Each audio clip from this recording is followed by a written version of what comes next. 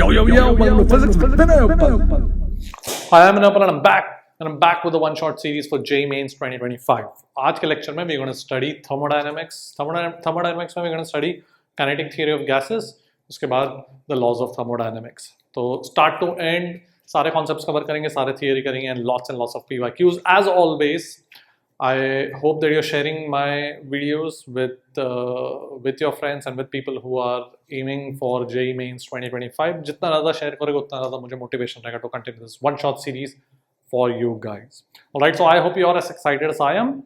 आज के lecture में we're going to do questions from the last few years PYQs, but also from years of 2019, 2020, जहाँ पे थोड़े से tougher level के questions आए थे, and that is what is expected in JEE Mains 2025. Alright, so we are going to do all types of difficulties, all types of questions with varying difficulties, whether it is easy, last few years के थोड़े easy वाले थे, या फिर 2019, 2020 के थोड़े tougher वाले थे. We are going to get you prepared for every single type of question. So I hope you are as excited as I am for this lecture. Let's go! So kinetic theory of gases में we assume an ideal gas. So ideal gas मतलब the molecules जो है gas के we assume they follow Newton's laws. All collisions with the walls of the vessel are elastic. Elastic मतलब फिर कोई energy loss नहीं हो रहा है when the molecules collide with the wall. ठीक है? And there is no interaction between the molecules. That is what we assume. And of course we assume the gas is homogeneous. तो उस assumptions में using Maxwell's distribution law and Newton's laws of motion, we arrive at the kinetic theory of gases, which tells us the ideal gas equation. So वो जो ideal gas equation that is PV equal to nRT, ये हम याद रखेंगे. So what is P here? P is the pressure, V is the volume that the gas occupies in the vessel, N is the number of moles, R is my universal gas constant,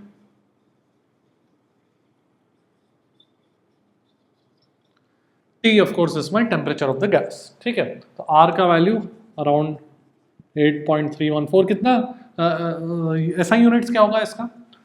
pressure into volume is of the form of energy, है ना.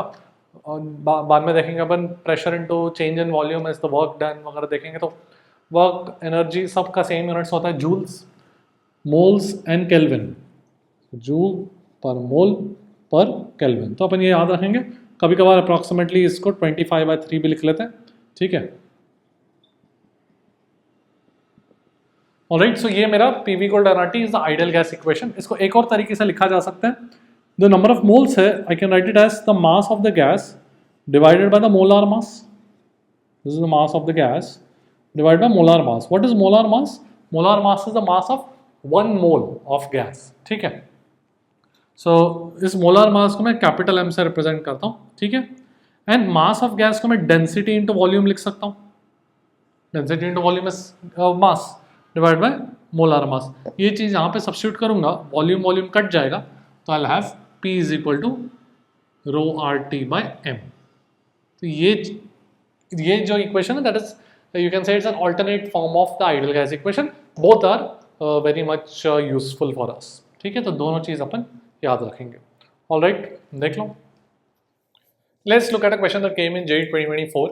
तो two vessels A and B are of same size and at same temperature. A में है 1 gram of hydrogen and B में है 1 gram of oxygen. Find the ratio of the pressures in A to B. तो pressure को क्या लिख सकता हूँ? I know PV equal to nRT.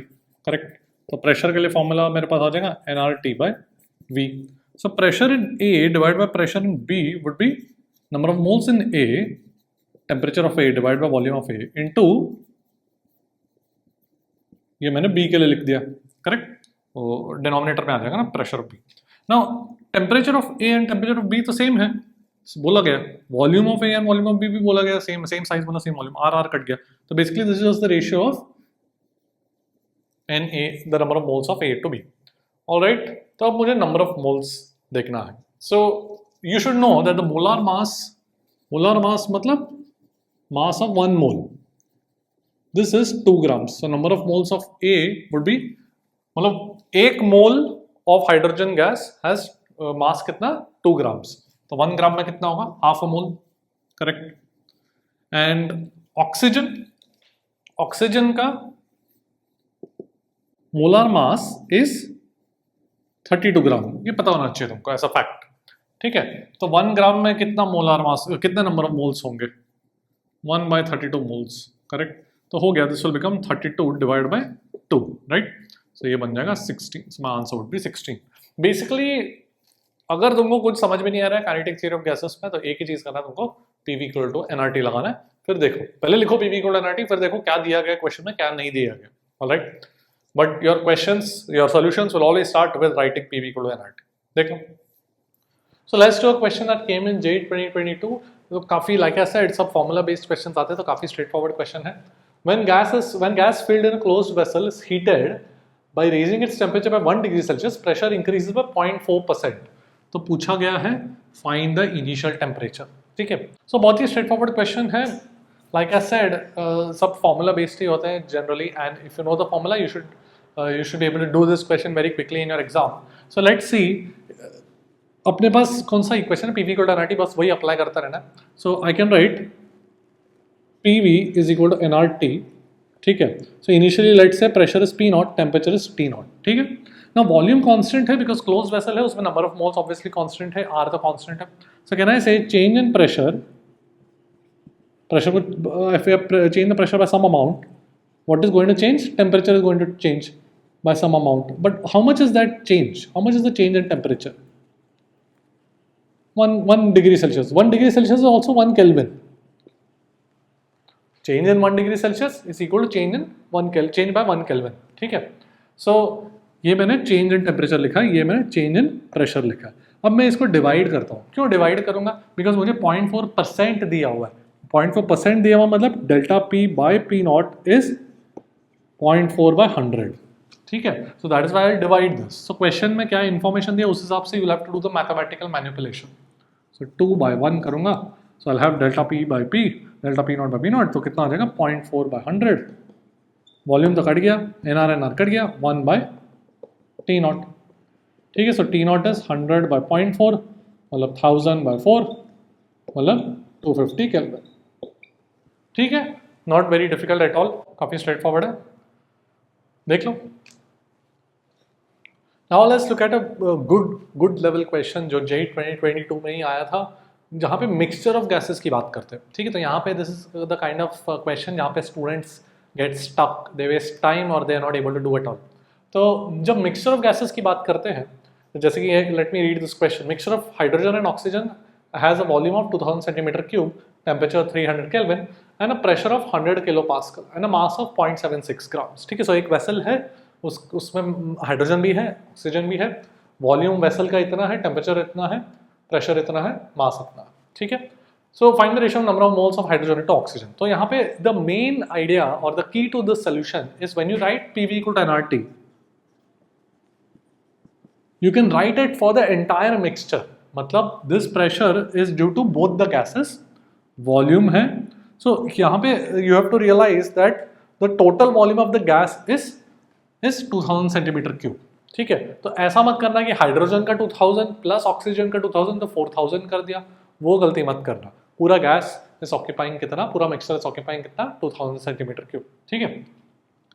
This n number of moles will be the sum of the moles of hydrogen as well as oxygen, the total number of moles of all the gases present in the mixture, वो यहाँ पर आएगा, ठीक है।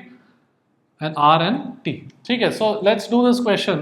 so यहाँ पर 100 kilo pascal है, मतलब क्या 10⁵ इंटू वॉल्यूम कितना दिया 2000 सेंटीमीटर क्यूब। सब SI यूनिट्स में करना है, तो मुझे ये पास्कल में करना है, इसको मीटर क्यूब में करना है। So 2 into 10 power, see 1 metre cube कितना है 10⁶ सेंटीमीटर क्यूब, ठीक है, because 1 metre is 100 centimetres. So 2000 centimetre cube would be 2 into 10 power -3 metre cube,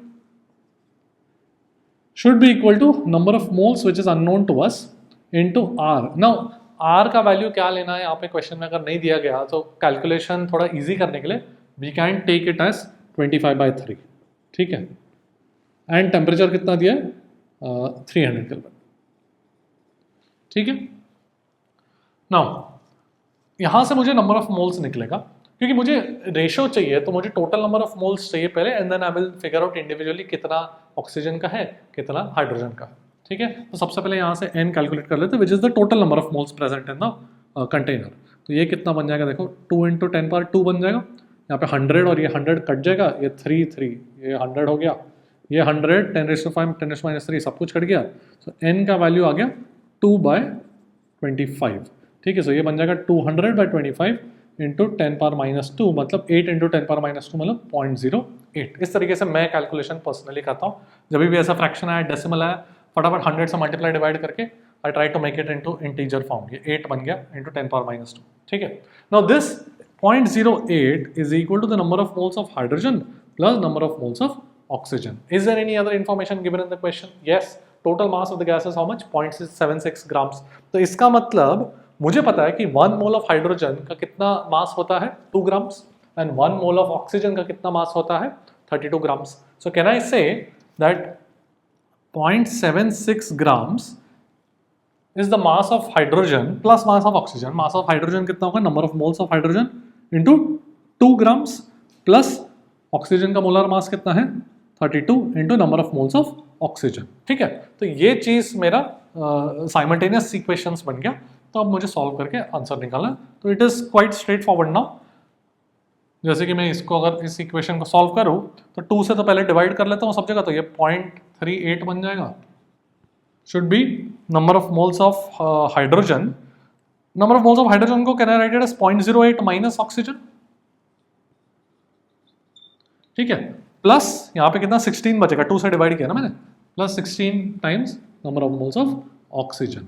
तो देखो ये 15 बन जाएगा. So 15 number of moles of oxygen is equal to 0.38 minus 0.08 is 0.30.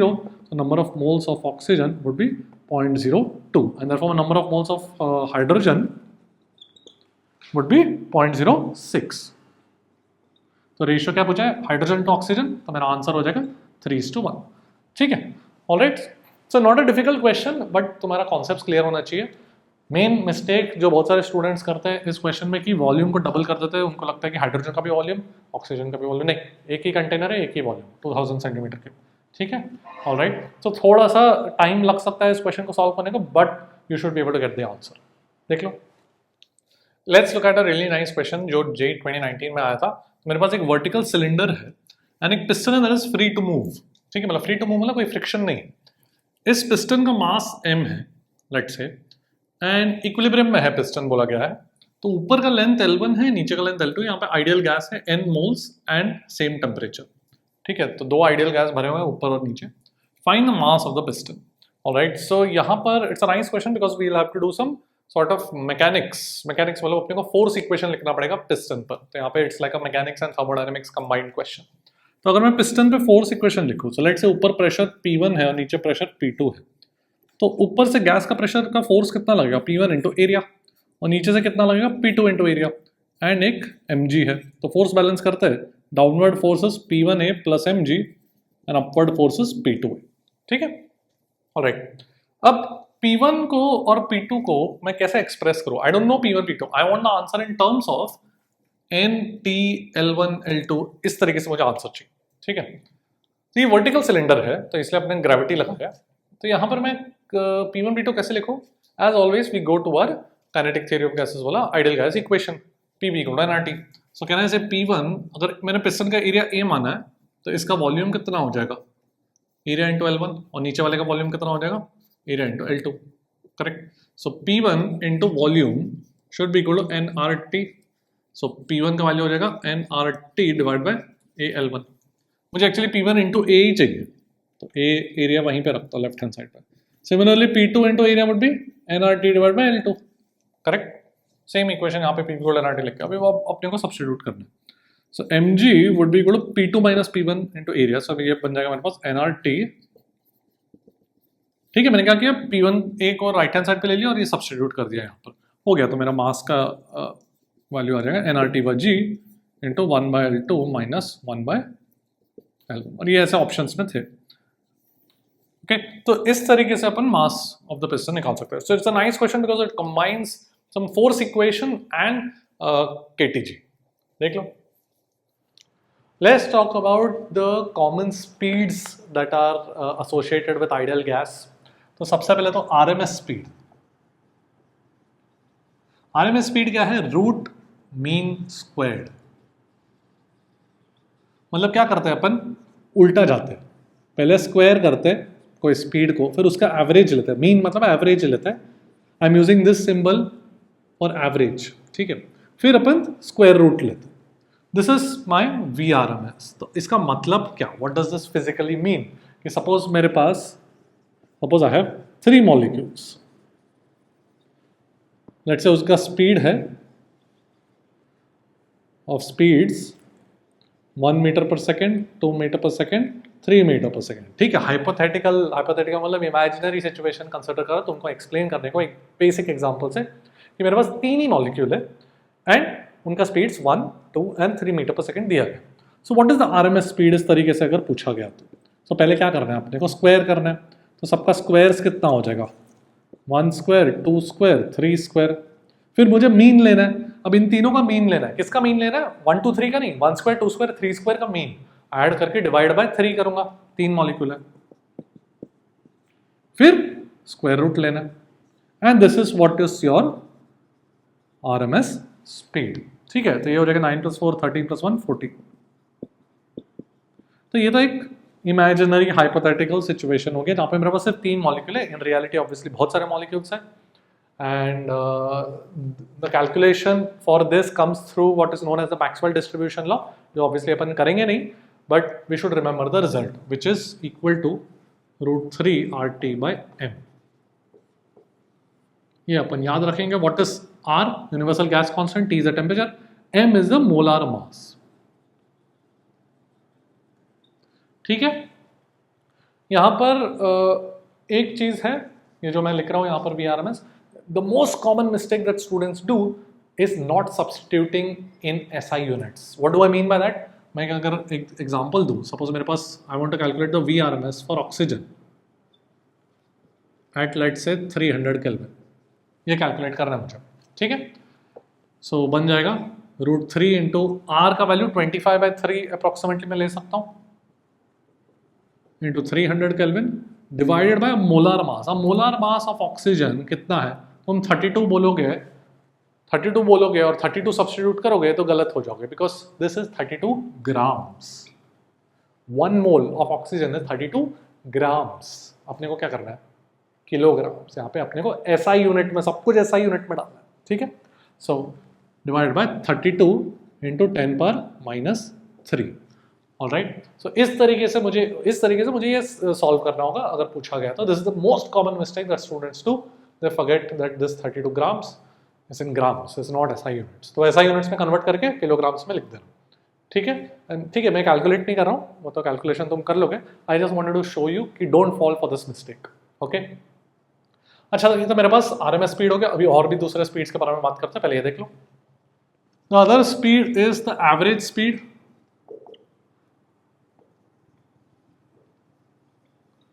which is the average of all the speeds। जैसे मैंने 1 2 3 meter पर second दिया था, उनका एवरेज, ठीक है। So in ideal gas that comes out to be 8 RT/m। once again m is molar mass and the third important speed is the most probable speed, मतलब the maximum number of molecules have this particular speed is √2 RT/m, ठीक है। तो ये तीनों चीज अपन याद रखेंगे। तीनों मतलब RMS भी मैंने लिखा था, okay. So you should be able to see RMS speed is greater than 8/pi is more than 2 है ना। pi is 3.14 into 2 6.28, उससे ज़्यादा 8 है, so this is more than 2, so it is RMS is greater than the average speed which is obviously lesser than 3, मतलब 8/pi is lesser than 3 and this is greater than most probable, उसको MP लिखता हूँ, ठीक है। तो ये अपने को पता होना चाहिए, ऑलराइट। अगर मैं एवरेज वेलोसिटी पूछूं, दैट इज 0। ये सब अपन किस फ्रेम में कर रहे हैं? वेसल के फ्रेम में। All of these quantities are in the frame of the vessel, ठीक है। वो बोला नहीं गया तो it is understood. Average velocity of the gas molecules is 0 because on an average vessel में वेलोसिटी वेक्टर है ना। ऑन एन एवरेज सब रैंडम मोशन हो रहा है, तो वी कैन से जितने मॉलिक्यूल्स इस डायरेक्शन में जा रहे हैं उतने मॉलिक्यूल्स ऑपोजिट डायरेक्शन में जा रहे हैं, तो एवरेज लेते वक्त वेलोसिटी वेक्टर लेते वक्त कट जाएगा सब कुछ, क्या मिलेगा मुझे 0। ठीक है, तो ये सब मैंने स्पीड्स लिखा, ये एवरेज वेलोसिटी 0। ऑलराइट, क्वेश्चंस देखते हैं, पहले देख लो। Let's look at a question that had come in JEE 2023, एकदम लल्लू question. VRMS is proportional to what? T square 1 by root T T। ठीक है, आगे बढ़ते हैं। Let's look at a question that had come in JEE 2023. At 300 Kelvin, RMS speed of oxygen molecules is root alpha plus phi by alpha times that of the average speed. ठीक है, तो find the value of alpha. पाई बोला था question में 22/7 ले लेना। Alright, once again a formula based question.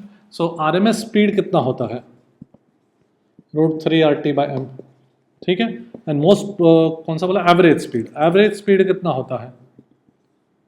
√8 RT by pi m। So this is this factor times the average speed. So can I say √3 RT by m is equal to this times average speed।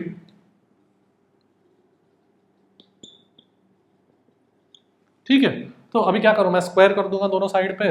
RT by m तो पूरा ही cut गया, तो square यहाँ पे 3 बचेगा, ये alpha plus 5 by alpha into 8 by pi. अब 8 by pi को क्या बोला हुआ है? 22/7 लिख लेना। ठीक है, तो देखो अभी कुछ नहीं करना है, सॉल्व करना है। 22 अल्फा, एक तो पहले ये 4 और 11 कर देता हूँ। ठीक है, so 11 alpha into 3 33 alpha is equal to, ये 28 बन गया। So 28 alpha plus 28 into 5 will be 140, correct? या तो 5 इंटू 4 20 इंटू 7 140 ऐसे कर देना। तो ये बन जाएगा 5 अल्फा इज 140, तो अल्फा का वैल्यू मेरे पास आ जाएगा 28। And that's your answer. बहुत ही स्ट्रेट फॉरवर्ड। बस कैलकुलेशन में मिस्टेक मत करना, जिन्होंने भी इसमें गलती की उन्होंने कैलकुलेशन मिस्टेक किया, बाकी फॉर्मूला बेस्ड है क्वेश्चन। ठीक है, देख लो।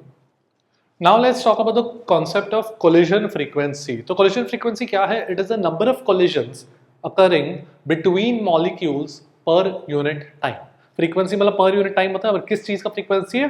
कोलिजन्स का। So number of collisions between molecules, intermolecular collisions occurring per unit time. ठीक है, तो उसका फॉर्मूला क्या है? देखो, F is equal to this collision frequency √2 pi d square. d क्या है? Diameter of the molecule. Now we assume इसके डेरिवेशन में, जो अपन नहीं करने वाले, बट इसके डेरिवेशन में we have assumed that the molecule is spherically symmetric. वो एक अजम्पशन है। ठीक है, तो उसका diameter into n by volume, n is the number of molecules, so this is the total number of molecules per unit volume। ठीक है, into the average speed, ये मेरा एवरेज स्पीड है जिसका वैल्यू अपने को पता है √8 RT by pi m। ठीक है, so what is this? This is the number of collisions occurring per unit time। तो इसका अगर मैं रेसिप्रोकल लूं 1 by f करूं, तो that will be the time between two consecutive collisions। सोचो, अगर 100 सेकेंड्स में 100 collisions हो रहे, मतलब एक collision के लिए कितना टाइम लग रहा है? 1 सेकेंड। मतलब क्या? पर collision 1 सेकेंड लग रहा है, मतलब एक collision होने के t=0 पे अगर पहला collision हुआ, तो t=1 सेकेंड पे दूसरा collision होगा, t=2 सेकेंड पे तीसरा collision होगा। मतलब time between two consecutive collisions कितना हो जाएगा? 1 second. Basically that is the inverse of the frequency. ठीक है, so mean free time is basically the average time between two consecutive collisions that a molecule undergoes, that is 1 by frequency। ठीक है, and mean free path is the distance traveled by the molecule between two consecutive collisions। ये क्या है? distance traveled on an average है ये सब between consecutive collisions, distance traveled by the molecule। तो क्या हो जाएगा? Average speed into the time between collisions, which is this. ठीक है, इसको कभी कभार रिलैक्सेशन टाइम भी बोलते हैं। ठीक है, तो इस पे क्वेश्चंस आते हैं, अपन कैसे देखेंगे। सो इस मीन फ्री पाथ को अगर अपन थोड़ा सा एक्सपांड करें, मतलब let's substitute this mean free time here, see this will become average speed into 1 by frequency, correct? Because mean free path is mean free time is 1 by frequency। तो यहाँ पे 1 by frequency में ये average speed cut जाएगा। Alright, what will be left with mean free path when you divide this by frequency, तो ऊपर बचेगा volume divided by √2 pi d square n। ये मेरा मीन फ्री पाथ बचेगा। ठीक है, सो इस पे भी एक मतलब इस पे भी क्वेश्चन आ सकते हैं जो अपन अभी देखेंगे। इस पे क्वेश्चंस आते हैं, फॉर्मूला बेस्ड ही है but you should know what the formula is, so we have to remember this. ठीक है, remember the collision frequency. If you remember the collision frequency you can quickly derive this on your own. Alright, देख let's do a question mean free path पे जो JEE 2023 में आया था। देखो क्या क्वेश्चन है, mean free path at STP is 1500 d where d is the diameter of molecule, find the mean free path at 373 keeping pressure constant। ठीक है, सो एसटीपी मतलब 273 केल्विन पे 1500 d है मीन फ्री पाथ, 373 पे कितना होगा, ये ऑप्शंस थे। ऑलराइट, सो मेरे पास मीन फ्री पाथ का फॉर्मूला क्या था, मीन फ्री पाथ का फॉर्मूला है volume divide by √2 pi d square n, n is the total number of molecules, correct. So इसका मतलब अगर तुमने प्रेशर कांस्टेंट रखा एंड टेम्परेचर क्या कर रहे हैं, 273 से 373 प्रेशर बढ़ा रहा है ना, PV = nRT में प्रेशर अगर कांस्टेंट है एंड प्रेशर कांस्टेंट रख के टेम्परेचर को बढ़ाया मतलब वॉल्यूम बढ़ रहा है, मतलब यहाँ पे मीन फ्री पाथ बढ़ेगा, करेक्ट। तो एक ही ऑप्शन है, ऑप्शंस में से देखो एक ही ऑप्शन है, 1500 d से कौन सा ज्यादा है, बस ये आंसर है सी। ठीक है, सो बहुत ही स्ट्रेट फॉरवर्ड क्वेश्चन, बट बहुत सारे स्टूडेंट्स ये क्वेश्चन नहीं कर पाए because they did not know the formula for mean free path. इसलिए मैं हमेशा बोलता हूँ do not leave any chapter, don't say कि यार ये चैप्टर मैं छोड़ दूंगा फॉर जेईई मेंस, ये चैप्टर छोड़ दूंगा, बिकॉज एकदम फॉर्मूला बेस्ड क्वेश्चन आता है तो एटलीस्ट तुमको पता तो होना चाहिए फॉर्मूला क्या है, फॉर्मूला में क्या सिंबल क्या मीन करता है। इतना लल्लू टाइप का क्वेश्चन आ सकता है। All you need to know is basic फॉर्मूले for many of these questions and you lose free marks if you decide कि हाँ मैं ये चैप्टर छोड़ के चला जाऊंगा, ये चैप्टर का वेटेज कम है तो ये चैप्टर छोड़ दूंगा। यार एक क्वेश्चन आया एकदम बेसिक फॉर्मूला बेस्ड, तो बाकी लोग कर लेंगे, तुम पीछे रह जाओगे। ठीक है, देख लो। Let's do another question, JEE 2023 में ही आया था। Number of air molecules per centimeter cube is increase from 3 × 10⁻19 to 12 × 10⁻19। Ratio of collision frequency before and after the increase. बहुत ही स्ट्रेट फॉरवर्ड है। We know the collision frequency is proportional to what, the number of molecules per unit volume, correct. बाकी सब तो constants थे, वो √2 pi d square ये वो सब कुछ कांस्टेंट्स थे, डजंट मैटर। वी नो कि the collision frequency is proportional to number of molecules per unit volume. This is number of molecules per unit volume, तो कितना हो गया, 4 टाइम्स हो गया। तो ratio of collision before and after कितना होगा, 3:12, 1/4 इज योर आंसर। बहुत ही straightforward as long as you know the formula. ठीक है, देख लो। Let's look at a question from JEE 2024। बोलोगे collision frequency of hydrogen molecule eight 27 degree Celsius is Z in a closed box. Find the collision frequency if we raise the temperature to 127 degree Celsius in the same box. तो options ऐसे दिए थे Z के terms में। तो मेरा जो collision frequency वाला फॉर्मूला था वो क्या था, √2 pi d square number of molecules per unit volume into the average speed, right. तो यहाँ पर सेम बॉक्स में उसी सिस्टम को अपन हीट कर दो, नंबर ऑफ मॉलिक्यूल्स ना चेंज हो रहा है ना वॉल्यूम चेंज हो रहा है, सो ये तो कांस्टेंट है, ये ऑब्वियसली डायमीटर मॉलिक्यूल चेंज नहीं होगा। तो बस इसमें एक चीज देखना है कि टेम्परेचर चेंज कर रहे हैं। So and I know average speed is proportional to root of temperature, so collision frequency is proportional to root of temperature.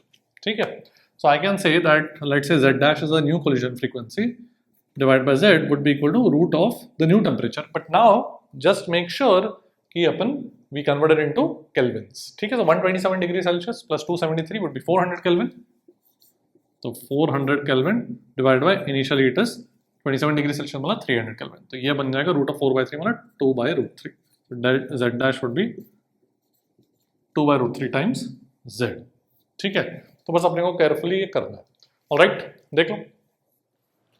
Now let's talk about very important internal energy of an ideal gas. Internal energy की बात करते हैं। So let's start off with what is known as the law of equipartition of energy.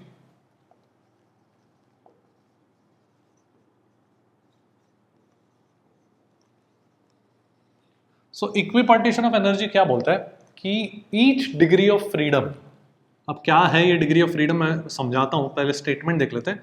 Each degree of freedom, जिसको मैं DOF से represent करता हूं आगे के लिए, each degree of freedom has an average energy of kT by 2 associated with it. So सबसे पहले तो डिग्री ऑफ फ्रीडम क्या है, K क्या है. So जैसे कि सपोज मैं मोनोएटॉमिक गैस की बात करूं, मोनोएटॉमिक मतलब एक एटम है, सपोज मोनोएटॉमिक गैस की बात करूं, ठीक है. तो मेरे पास एक मोनोएटॉमिक मॉलिक्यूल बोल दो, मतलब एक सिंगल एटम है मेरे पास. If I want to write down the kinetic energy of this atom, तो मैं क्या लिखूंगा, half M V square, correct. अब वी स्क्वायर को can I write it as in its components form V X square plus V Y square plus V Z square, ऐसे लिख सकता हूं मैं. तो कितने टर्म्स आए, कितने इंडिपेंडेंट टर्म्स आए. This are three independent terms corresponding to the velocity components along three mutually perpendicular directions. तीन टर्म्स हैं and these are nothing but what we call as degrees of freedom. तुम्हारे kinetic energy के expression में कितने independent terms हैं, उतने उन terms, उतने नंबर ऑफ टर्म्स को अपन क्या बोलते हैं, degrees of freedom. So we have monoatomic has 3 degrees of freedom, ऐसे बोलते हैं.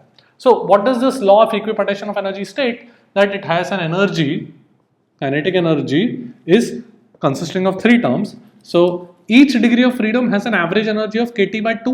अब k क्या है, that is called Boltzmann constant.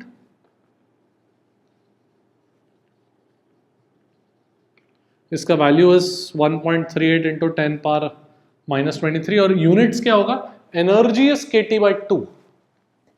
So joule per Kelvin है ना, k will be energy divided by temperature, उसका यूनिट्स के लिए, ठीक है. K is also equal to our universal gas constant divided by Avogadro's number, ठीक है. Universal gas constant is 8.314 something and Avogadro's number is 6.023 into 10 power minus 23. So 8.314 divided by 6.023 is approximately 1.38 and 10 raised to 23, 10 raised to minus 23 बन जाता है, ठीक है. तो ये मेरा बोल्ट्जमैन कांस्टेंट है. कभी कभार इसको KB से भी रिप्रेजेंट करते हैं, just to denote it's a Boltzmann constant. Okay, so इसका मतलब we can say that the average kinetic energy, I am using this symbol for average, क्या बोला हुआ है, average energy of kT by 2 is each degree of freedom. अपने पास monoatomic gas में कितना है, 3 डिग्री ऑफ फ्रीडम है, तो 3 डिग्री ऑफ फ्रीडम मतलब 3 kT by 2. This is the average kinetic energy per molecule या per atom in the case of monoatomic gas. एक molecule और एक एटम सेम ही चीज है मोनोएटॉमिक के लिए. This is what the law of equipartition of energy states, ठीक है. इसको अपन प्रूफ की बात नहीं कर रहे अपन, यहाँ पे अपने को पता होना चाहिए कि एवरेज काइनेटिक एनर्जी पर मॉलिक्यूल कैसे लिखेंगे. 3 डिग्री ऑफ फ्रीडम है तो 3 kT by 2 एनर्जी हो गया. दिस इज पर मॉलिक्यूल, ठीक है. Suppose I want to ask you per mole कितना होगा, per mole the average kinetic energy कितना हो जाएगा. I will multiply this by the Avogadro's number. एक मोल में एवोगैड्रोस नंबर के बराबर के मॉलिक्यूल्स हैं, so I will have 3 by 2 Avogadro's number into kT, correct. Multiply कर दिया मैंने. But what is Na into k, R. Na into k क्या है, R. तो 3RT by 2. एक मोल का काइनेटिक एनर्जी मोनोएटॉमिक गैस के लिए कितना है, 3RT by 2. तो n मोल्स के लिए कितना है,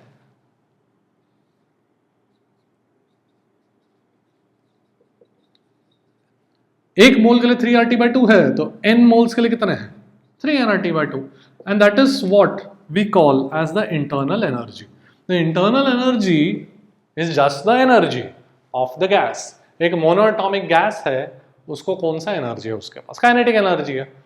तो n मोल्स के लिए कितना काइनेटिक एनर्जी है, 3 by 2 nRT. तो अपन क्या बोलते हैं, that is nothing but what we call as the internal energy of the monoatomic gas, ठीक है. तो अपन ये चीज अपन याद रखेंगे, रिमेंबर. ऑल राइट, तो ये रहा मोनोएटॉमिक गैस के लिए. What we have done is calculated the internal energy 3 by 2 nRT. Now we'll do the same thing for diatomic, polyatomic करते हैं, देख लो. Now let's come to diatomic gas. तो डायटोमिक गैस में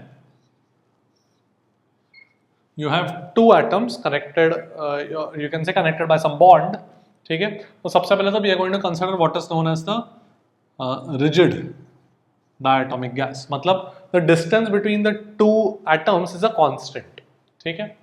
तो इसके कितने डिग्रीज ऑफ फ्रीडम होंगे?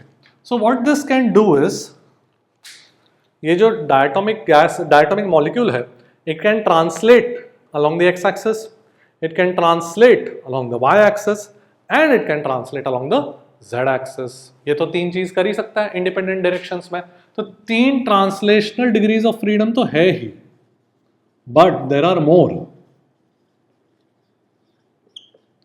तीन ट्रांसलेशन डिग्रीज ऑफ फ्रीडम तो है ही।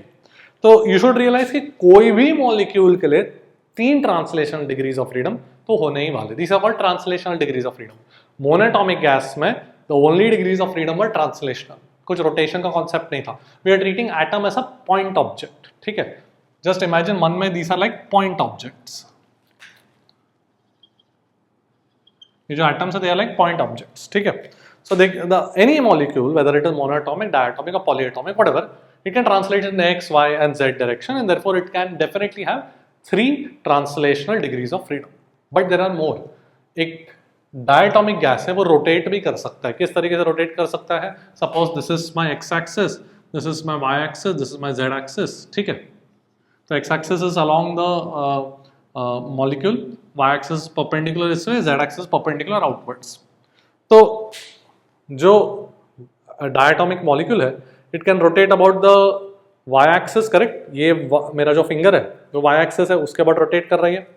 Then it can rotate about the z axis, ये मेरा भी फिंगर जो है वो z एक्सिस हो गया, तो उसके अबाउट रोटेट कर सकता है डायटोमिक मॉलिक्यूल, करेक्ट।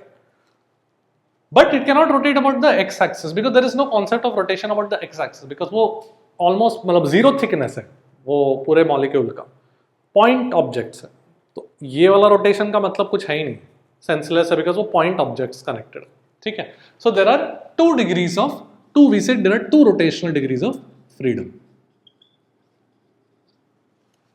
ठीक है। It can rotate about the y axis, it can rotate about the z axis, but that's it. So three translational degrees of freedom and two rotational degrees of freedom, and that means there are total 5 degrees of freedom.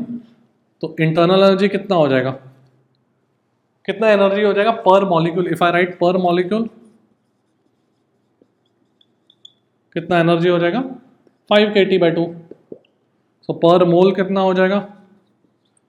K का R बन जाता है 5 RT/2, अपन ने देखा अभी monoatomic gas के लिए। Therefore internal energy for n moles would be 5/2 nRT। ये चीज अपन याद रखेंगे डायटोमिक गैस के लिए, ठीक है। सो वेरी स्ट्रेट फॉरवर्ड, बिल्कुल डिफिकल्ट नहीं है, ठीक है। देख लो, सो डायटोमिक गैस के लिए जैसे if I ask you what is the average translational kinetic energy? So average translational kinetic energy means only corresponding to the 3 translational degrees of freedom. So वो तो बन जाएगा 3 kT/2 per molecule. If I ask you average rotational kinetic energy, तो what 2 degrees of freedom, correct? So 2 degrees of freedom मतलब 2 kT/2 मतलब kT पर molecule, and total obviously 5 kT/2 हो जाएगा, ठीक है। सो ऐसे भी पूछ सकते हैं। So you should understand that every molecule is going to have 3 degrees of freedom corresponding to translation. कोई भी मॉलिक्यूल है x, y, z के अलॉन्ग ट्रांसलेट तो करेगा ही। So every molecule has average translational kinetic energy same, कितना? 3 kT/2, ठीक है। Whether it is monatomic, diatomic, polyatomic, whatever, okay. But rotational kinetic energy जैसे मोनोटॉमिक गैस के लिए कुछ भी नहीं है, डायटोमिक गैस के लिए 2 डिग्रीज ऑफ फ्रीडम है, फिर आगे अपन देखेंगे। ऑलराइट, देख लो। पॉलीएटॉमिक की बात करते हैं, तो पॉलीएटॉमिक में 2 टाइप के होते हैं, linear and non linear. Linear polyatomic मतलब सारे एटम्स कोलिनियर है, ठीक है। सो पॉलीएटॉमिक के केस में 3 ट्रांसलेशन डिग्रीज ऑफ फ्रीडम हो गई। I am using T to represent translation. 2 rotation होगा, just like diatomic, that entire chain of atoms can rotate about the y axis, it can rotate about the z axis, but this rotation about the x axis is negligible, ठीक है। तो अपन फिर से 5 degrees of freedom बोलेंगे, तो इसका internal energy हो जाएगा 5/2 nRT, just like diatomic, but non linear के केस में अलग होता है, ऐसा कुछ है। तो इसमें अभी एक्स एक्सिस के अलोंग भी रोटेशन आ जाएगा, 3 ट्रांसलेशन तो है ही। अब ये जो पूरा सेटअप है, पूरा कॉन्फ़िगरेशन है मॉलिक्यूल का, वो तीनों एक्सेस के बाद सिग्निफिकेंट रोटेशन हो सकता है, करेक्ट। तीनों एक्सेस के बाद वो ऐसे रोटेट कर सकता है, ऐसे रोटेट कर सकता है, और ऐसे भी अभी रोटेशन हो सकता है, मतलब this rotation is not negligible anymore, ठीक है। इस एक्सेस के बाद भी ये रोटेट कर सकता है। सो वील हैव 3 ट्रांसलेशन तो है ही, अभी 3 रोटेशन भी आ गया। Okay, so this is 6 degrees of freedom and therefore internal energy would be 6 nRT by 2, 3 nRT। Okay, so ये final result of internal energy याद रखने की जरूरत नहीं है, but you should be able to write down कितने degrees of freedom है। Okay, देख लो। Now an important concept or important phenomena that happens is at higher temperatures, vibration modes get activated.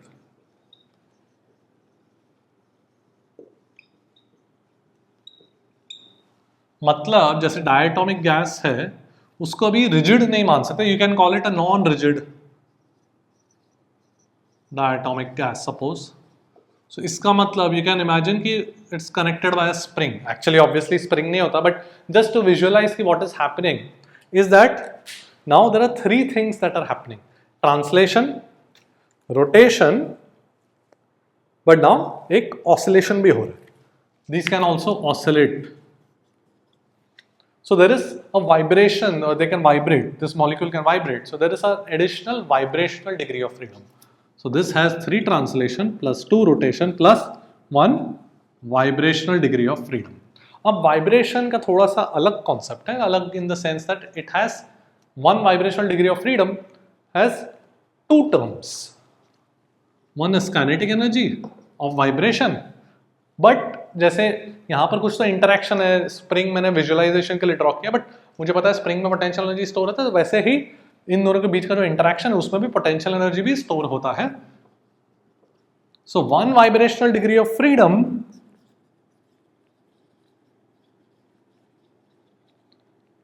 Has energy कितना होगा, kinetic का भी potential का भी, तो kT/2 प्लस kT/2, ठीक है। सो when we say each degree of freedom has energy kT/2, that was for rotation and translation. Vibration के लिए you have 2 degrees, or rather you should say कि each vibrational degree of freedom has 2 twice of kT/2. So kT, because 2 term आते हैं, kinetic and potential, ठीक है। सो इसका अगर मैं एनर्जी कैलकुलेट करना चाहूँ तो कितना हो जाएगा, 3 kT/2 plus 2 kT/2 plus 1 vibration now corresponds to kT, not kT/2. So this is my energy per molecule. तो कितना हो जाएगा, 3 + 2 5 + 2 7 kT/2. This is per molecule. So internal energy कितना हो जाएगा, 7/2, K की जगह R हो जाएगा पर मोल, 7RT/2 पर मोल, so N मोल्स के लिए 7/2 nRT, ठीक है। सो इस तरीके से अपन याद रखना है तो याद रखो, या तो quickly you should be able to derive it, ठीक है। एक जनरल फॉर्मूला में मैं बताता हूँ फॉर पॉलीएटॉमिक, जिसमें डायटॉमिक भी कवर हो जाएगा। पहले देख लो पॉलीएटॉमिक के लिए। So in general if you have n atoms per molecule, तो that means there are 3n degrees of freedom, ठीक है। इसका एक्सप्लेनेशन इस तरीके से दे सकते हैं कि each atom can move in 3 directions, so n atoms can move in 3n directions independent, so it has 3n degrees of freedom. So now we are considering vibration is activated, we are not considering rigidly connected atoms जैसे अपन पहले किए थे। जो पहले अपन ने polyatomic diatomic किया था that was rigid, अभी अपन ने डायटॉमिक नॉन रिजिड किया जहाँ पे वाइब्रेशन वॉज एक्टिवेटेड। अब वही चीज अपन पॉलीएटॉमिक में कर रहे हैं जहाँ पे वाइब्रेशन इज एक्टिवेटेड, ठीक है। तो n एटम्स पर मॉलिक्यूल मतलब the molecule has 3n degrees of freedom, 3 degrees of freedom for each atom, so n atoms के लिए 3n डिग्रीज ऑफ फ्रीडम। अब उसमें से this is split into 3 translation, ठीक है। अभी लीनियर की बात करते हैं। सो लीनियर के लिए ऐसे रिप्रेजेंट कर रहा हूं मैं, सो लीनियर पॉलीएटॉमिक मॉलिक्यूल के लिए 3 ट्रांसलेशन तो हर एक मॉलिक्यूल के लिए है। अब लीनियर है तो कितने रोटेशन हो सकते हैं? 2 रोटेशन हो सकता है, करेक्ट। ये वाला रोटेशन अपन निगलेक्ट करते हैं तो सिर्फ ये वाला एंड ये वाला 2 रोटेशनल डिग्रीज ऑफ फ्रीडम आएंगे एंड बचे हुए आर वाइब्रेशनल। तो कितने बचे हुए हैं? 3n-5। तो इतने वाइब्रेशनल डिग्रीज ऑफ फ्रीडम है, ठीक है। तो जैसे कि मैं एग्जांपल यूज करता हूं ट्राइएटॉमिक के लिए, triatomic linear, but we are talking about vibration is activated, non rigid, suppose, ठीक है। तो कितने डिग्रीज ऑफ फ्रीडम होंगे? Total number of degrees of freedom कितने होंगे? 3 एटम्स, तो कितने? 9 degrees of freedom, but they should be split into what? 3 translation plus 2 rotation, बचे कितने? 3 + 2 5, 9 - 5 4 वाइब्रेशन। तो इसका एनर्जी पर मॉलिक्यूल कितना होगा? 3 kT/2 corresponding to translation, 2 kT/2 corresponding to rotation, and vibration का 1 वाइब्रेशनल डिग्रीज ऑफ फ्रीडम का कितना energy? Average energy kT, not kT/2। तो बच जाएगा 4 kT, ठीक है। तो हो जाएगा 3 + 2 5 + 8 13 kT/2। दिस इज पर मॉलिक्यूल, सो इसका इंटरनल एनर्जी हो जाएगा 13/2 nRT। इस तरीके से you should be able to quickly derive the internal energy of a linear polyatomic molecule. Non linear होगा तो भी सिंपल है, नॉन लीनियर होगा तो 3n degrees of freedom is divided into what? 3 translation तो होना ही है। रोटेशन कितने होंगे? अब 3 रोटेशन होंगे, पता है अपने को नॉन लीनियर में, एंड बचे हुए 3n-6 वाइब्रेशन, ठीक है। सो सपोज मेरे पास एक ट्राइएटॉमिक नॉन लीनियर है, इसका इंटरनल एनर्जी कैलकुलेट करने की कोशिश करते हैं अपन।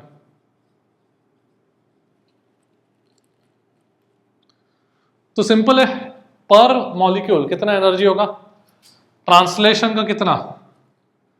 3 kT/2, रोटेशन का फिर से 3 kT/2, correct. And total degrees of freedom कितना है? टोटल डिग्रीज ऑफ फ्रीडम, अच्छा पहले let's calculate degrees of freedom. तो 9 degrees of freedom for triatomic non linear will get split into 3 translation plus 3 rotation, बचा हुआ 3 वाइब्रेशन। सो कितना हो जाएगा? 3 kT/2 प्लस ट्रांसलेशन के लिए, रोटेशन के लिए 3 kT/2 प्लस वाइब्रेशन के लिए हर एक degree of freedom is only kT, not kT/2। तो ये बन जाएगा 3 kT। तो 3 kT/2 plus 3 kT/2 6/2, 3 + 3 6। This is पर मॉलिक्यूल। सो इंटरनल एनर्जी कितना होने का? 6 nRT।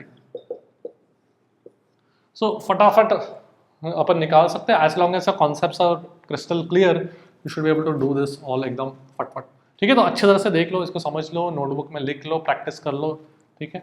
खुद से कुछ n का वैल्यू लेके कैलकुलेट करने की कोशिश करो, ऑलराइट, ओके। तो अपन ने पूरा इंटरनल एनर्जी अभी कवर कर लिया फॉर ऑल पॉसिबल सिचुएशंस। तो क्वेश्चन में अगर बोला गया वाइब्रेशन तभी इंक्लूड करना, कुछ नहीं बोला गया तो assume vibration is not activated, ठीक है। वाइब्रेशन वर्ड यूज किया या बोला नॉन रिजिड, तभी वाइब्रेशन को अकाउंट में लेना। क्वेश्चन अपन देखते हैं, पहले देखो।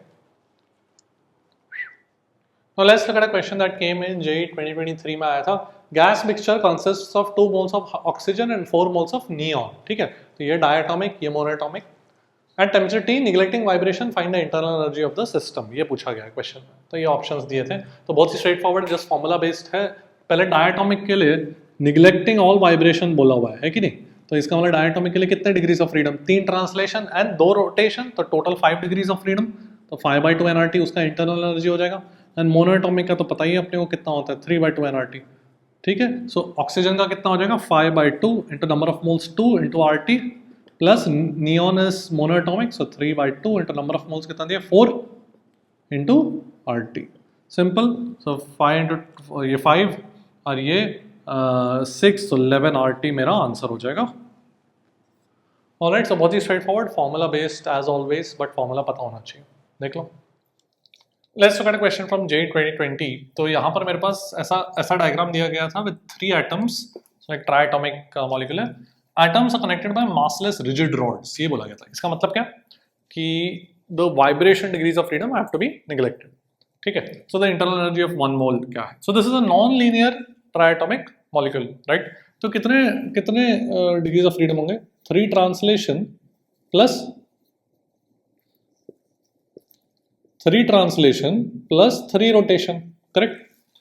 वाइब्रेशन तो कुछ है नहीं, तो 6 डिग्रीज ऑफ फ्रीडम हो जाएंगे, ठीक है. And therefore I will have 6, number of moles कितना दिया? 1, सो 6 RT by 2, so 3 RT.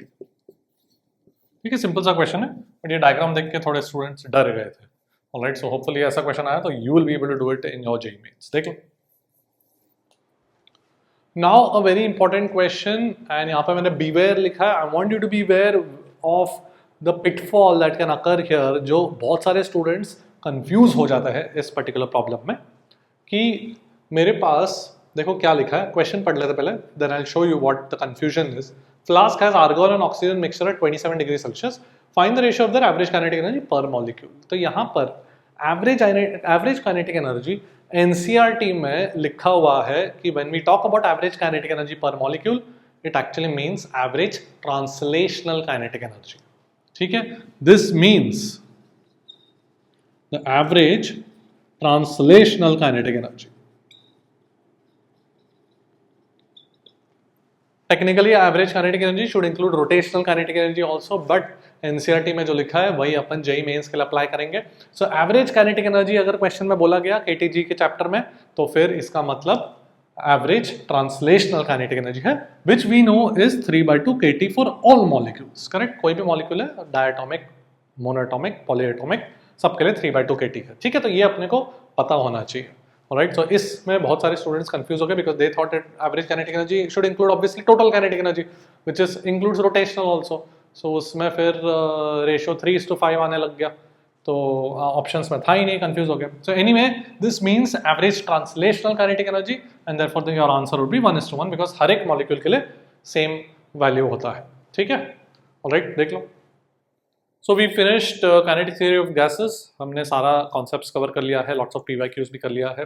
And now we go on to the first law of thermodynamics, जहाँ पे ये जो भी केटीजी में हमने पढ़ा वो सारे कॉन्सेप्ट्स हम यहाँ पे अप्लाई करेंगे. फर्स्ट लॉ ऑफ थर्मोडायनेमिक्स में भी यूज होने वाले. Alright, so these are all high weightage chapters that will have high probability of questions coming in your JEE mains, and best thing is कि ये सारे जो क्वेश्चंस कर रहे हैं हम काफ़ी स्कोरिंग है, as long as you know the फॉर्मूले. सो थोड़े बहुत फॉर्मूले हैं जो अपने को याद रखने हैं, as we seen in KTG and now we are gonna see in the first law of thermodynamics.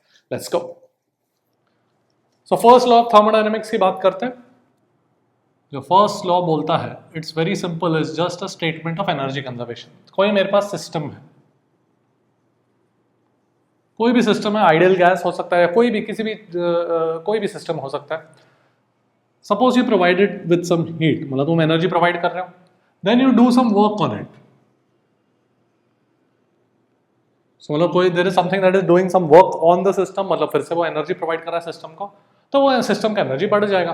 That's it. So the first law states that Q plus work done on the system is equal to the change in internal energy.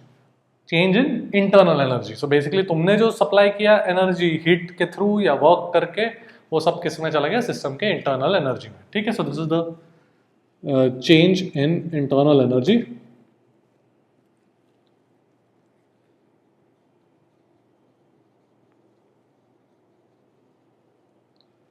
Alright, तो यहाँ पर we can also write it as, see we can write work done by the system as negative of work done on the system. ये हम लिख सकते हैं. तो इसको जनरली W से रिप्रेजेंट करता है फिजिक्स में. The alphabet W is used generally to represent the work done by the system. ठीक है, so just a convention. So I can write work done on the system as negative W. So heat is equal to work done, अभी क्या है W, what is it represent? Work done by the system plus delta U. So these are both forms of the first law, both are equivalent, कोई भी use कर लो, the physics will remain the same, it's just a matter of convention. ठीक है, so it's just, ये जो चीज़ है, it is just energy conservation, और कुछ भी नहीं है. ठीक है, all right, देख लो. So let's do a question that came in JEE 2023, बहुत ही straight forward question. क्या लिखा है? A source supplies heat to a system at a rate of 1000 watts. मतलब 1 सेकेंड में पर सेकेंड 1000 जूल्स एनर्जी सप्लाई कर रहा है हीट के फॉर्म में. The system performs work at a rate of 200 watts, मतलब per second system is doing work of 200 joules. Rate at which the internal energy increases is what? Very simple. All we have to do is apply the first law of thermodynamics. So first law of thermodynamics क्या बोलता है? Q is equal to work done by the system plus the change in internal energy. So in 1 second heat कितना है, कितना supply हो रहा है? 1000 joules per second, correct? Work done by the system क्या है? 200 joules per second in 1 second, correct? तो हो गया 1000 should be equal to 200 plus the change in internal energy per second. तो change in internal energy कितना हो जाएगा? 800 joules in 1 second. So 800 watt के रेट पर चेंज हो रहा है. That is your answer. ठीक है, तो बहुत ही स्ट्रेट फॉरवर्ड क्वेश्चन, देख लो. So let's talk about ideal gas. तो आइडियल गैस के लिए KTG में हमने पढ़ा है, we have studied how to calculate the internal energy. So let's quickly recap. Monatomic gas के लिए इंटरनल एनर्जी कितना होता है? 3/2 nRT n मोल्स के लिए, करेक्ट. डाई एटॉमिक के लिए it is 5/2 nRT when we consider no vibration. ठीक है, when vibration is considered तो वो बन जाता है 7/2 nRT. vibration is activated. तो ये सब हमने KTG में पढ़ा. वी नो हाउ टू, पूरा अपन ने इंटरनल एनर्जी कैसे कैलकुलेट करते हैं पॉलीएटॉमिक वगैरह के लिए, वो सब भी हमने पढ़ लिया है. ठीक है, so I won't list all of that down. तो यहाँ पे मोनोएटॉमिक, डायटॉमिक बेसिक इतना तो अपने को याद होना चाहिए. Polyatomic generally you should be able to quickly derive it as well. Alright, तो ये मेरा इंटरनल एनर्जी हो गया. Let's talk about work done. So work done by an ideal gas is defined as integral PdV. ठीक है, defined मतलब बहुत ही स्ट्रेट फॉरवर्ड है. मेरे पास एक पिस्टन है, यहाँ पे गैस है. Suppose piston gets displaced by dx. Let's say cross sectional area piston का A है, मतलब ये वाला एरिया A है. तो गैस कितना फोर्स लगाएगा? प्रेशर इनटू एरिया फोर्स लगाएगा. वर्क कितना करेगा? Force into displacement. ये मेरा work done by the gas हो गया, correct. Pressure into area, force into displacement. But what is area into displacement क्या है? It is the change in volume. तो ये क्या बन गया? Integral PdV. ठीक है, so we have derived how work done by the gas comes out to be integral PdV. Okay, so ये जो इंटीग्रल PdV है that we are going to do for various processes, जो standard processes होते हैं. We are going to calculate the work done. Internal energy तो अपने को आता ही है, दोनों को ऐड करके we can calculate the heat provided. तो ऐसे ही टाइप के क्वेश्चंस आते हैं कि कितना हीट प्रोवाइड करना पड़ेगा अलग अलग प्रोसेसेस में. ऑलराइट, ओके, सो देख लो. Let's do this work calculation for different processes. So the standard process is, first thing is isochoric. So isochoric में तो वॉल्यूम चेंज होता ही नहीं. What is isochoric? Constant volume, मतलब change in volume is 0. So work done by the gas is 0. ठीक है, simple. Isobaric मतलब constant pressure. So work done में प्रेशर बाहर आ जाएगा इंटीग्रल के, and change in volume simply P delta V, मतलब final volume minus initial volume. V2 is final volume and this is initial volume. ठीक है, just pressure बाहर आ गया इंटीग्रल के. सब प्रोसेसेस के लिए the work done is integral PdV. पर अलग अलग प्रोसेसेस के लिए एक जगह dV 0 हो गया तो एक जगह प्रेशर कांस्टेंट होकर बाहर आ गया, ऐसे. ठीक है, you can also write this as nr delta t. See, I can write, remember PV is equal to nRT. So I can write this as PV2, can I write it as nRT2 final temperature minus PV1 nRT1. तो ये बन जाएगा nr delta t. Delta मतलब change in temperature. Remember physics में in general change is always defined as final minus initial. उल्टा मत कर देना कभी, ठीक है. Sign is important. So change is always final minus initial. ठीक है, alright. So 2 ways to write work done in the isobaric process, P delta V या फिर nr डेल्टा t. ऑलराइट, फिर आता है आइसोथर्मल. तो वर्क डन इसमें भी स्ट्रेट फॉरवर्ड है. इंटीग्रल PdV करोगे, P को nRT/V लिख सकते हो. नोटिस दैट आइसोथर्मल मतलब temperature is constant. So T बाहर ले लिया मैंने, P को nRT/V, nRT कांस्टेंट हो गया, एंड V1 से V2 ln आ जाएगा इंटीग्रल में, एंड लिमिट्स लगोगे तो ठीक है. This we will remember. Alright, अब आइसोथर्मल प्रोसेस में I can also write P1 V1 is equal to P2 V2. Why? Because PV equal to nRT में PV कांस्टेंट बन जाता है, टेम्परेचर कांस्टेंट है. तो so V2 by V1 can also be written as P1 by P2. क्यों बोल रहा हूँ मैं? क्योंकि देख क्वेश्चन में दे में give you the ratio of pressures initially and finally in an isothermal process. तो वर्क डन में V2/V1 को तुम P1/P2 लिखो। रिमेंबर 2 मतलब फाइनल, 1 मतलब इनिशियल, ठीक है। तो ये मेरे 3 स्टैंडर्ड प्रोसेस हो गए, बट और एक आध और प्रोसेस है सबसे कॉमन, एक और प्रोसेस है कॉल्ड पॉलीट्रॉपिक प्रोसेस, तो उस पर भी क्वेश्चंस आए हुए हैं, तो we'll see that process also next, ठीक है। तो ये सब अपने को याद रखना है। आइसोबैरिक में 0 वर्क डन, आइसोबैरिक में P डेल्टा V या NR डेल्टा T, आइसोथर्मल में टेम्परेचर कांस्टेंट होता है NRT ln final volume minus final volume divided by initial volume, ठीक है। देख लो, let's look at a question that came in JEE 2019. Half a mole of monatomic gas is heated at constant pressure of 1 atmosphere from 20 degrees Celsius to 90 degrees Celsius and work done by gas is how much? तो ऐसे options थे, ठीक है। तो constant pressure पे work done कितना हो जाए? Pressure into the change in volume, correct. तो ये हो जाएगा PV2 minus PV1, V2 and V1 are the final and initial volume. तो यहाँ पर PV2 को मैं क्या लिख सकता हूँ? NRT2 NRT1, तो ये बन जाएगा NR into T2 minus T1, right. तो अब नंबर ऑफ मोल्स कितना दिया? हाफ।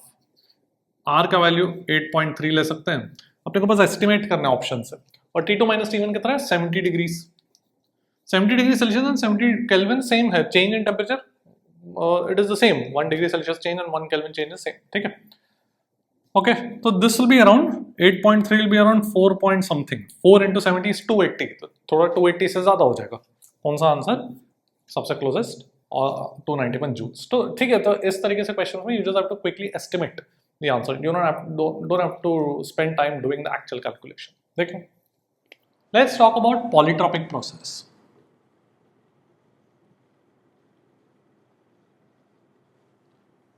तो polytropic process is defined as a process जिसका equation is this, PV raised to I is a constant, ठीक है। So I is some I is called the polytropic index, as कोई भी value हो सकता है except I equal to 1, I equal to 1 नहीं हो सकता because that will correspond to isothermal process, correct. तो इसका वर्क डन, इसको इंटीग्रेट कर सकते हो, PV raised to I equal to constant रख के P को सब्स्टिट्यूट करो, इंटीग्रेट करो, तो मैं फाइनल रिजल्ट लिखता हूँ which is important for us, P2V2 minus P1V1 or 1 minus I. So P2V2 are the final pressure volume, P1V1 are the initial pressure volume, ठीक है। तो ये मेरा work done by the gas हो गया, alright. ये सब कुछ अपन क्या कर रहे हैं? Work done by the gas, ठीक है, नॉट ऑन द गैस, वो ध्यान रखना, ऑलराइट। इसको P2V2 माइनस P1V1 को I can also write it as NRT2 finally minus initially NRT1 divide by 1 minus I। तो इसको मैं NR delta T divide by 1 minus I भी लिख सकता हूँ। This is quite useful because questions में काफ़ी इजी हो जाता है work done by the gas, ये वाला फॉर्मूला, ठीक है। तो एग्जांपल्स देखते हैं। Don't use it for the case when I equal to 1, alright. I equal to 1 के केस में ये देखो इनफाइनाइट बन रहा है, तो ये वैलिड ही नहीं है I इक्वल टू 1 के केस में, because I equal to 1 corresponds to PV equal to constant isothermal, जिसमें फॉर्मूला अलग ही है which is NRT ln V2/V1, alright. सो वो ध्यान रखना। बाकी कोई भी I, whether it is fraction, integer, positive, negative, irrational, irrational fraction, कुछ भी होने दो except I equal to 1, alright. देखो, let's look at a question that JEE 2021 में आया था। तो एक gas undergoes process in which the pressure is equal to kV³ where k is some constant. So find the work done with the gas when the temperature changes from 100 degree Celsius to 300. Numerical type के form में आया था, सम dash NR, मतलब ये blank fill in करना था, where n is the number of moles, ठीक है। So सबसे पहले तो you have to recognize that this is a polytropic process because I can write PV raised to -3 is a constant. इस चीज को V³ को लेफ्ट हैंड साइड पे लेके, तो this is of the form of PV raised to I equal to constant, correct. तो I का value कितना हो गया? -3। अब चेंज इन टेम्परेचर दिया हुआ, तो अपने पास सीधे सीधा फॉर्मूला है फॉर द पॉलीट्रॉपिक प्रोसेस का work done which is NR delta T over 1 minus I हो गया। डेल्टा T कितना है? 200, whether it is degree Celsius और डिग्री और kelvin doesn't matter because change in degree Celsius and change in kelvin same ही होता है, divided by I का value -3, so this will be 1 + 3 minus of minus, तो ये बन जाएगा 50 NR। So your answer is 50, alright. बहुत ही स्ट्रेट फॉरवर्ड क्वेश्चन, बट बहुत सारे students were not able to do this extremely scoring question because they simply did not know the formula. You know the formula, alright. So ऐसा question अगर exam में आया तो you should be able to do it. This is the formula, याद रखना। देखो, let's look at another question जो JEE 2021 में ही आया था। another polytropic process. Now you have to recognize here that the gas is undergoing a process जिसमें volume and temperature का relation दिया हुआ है.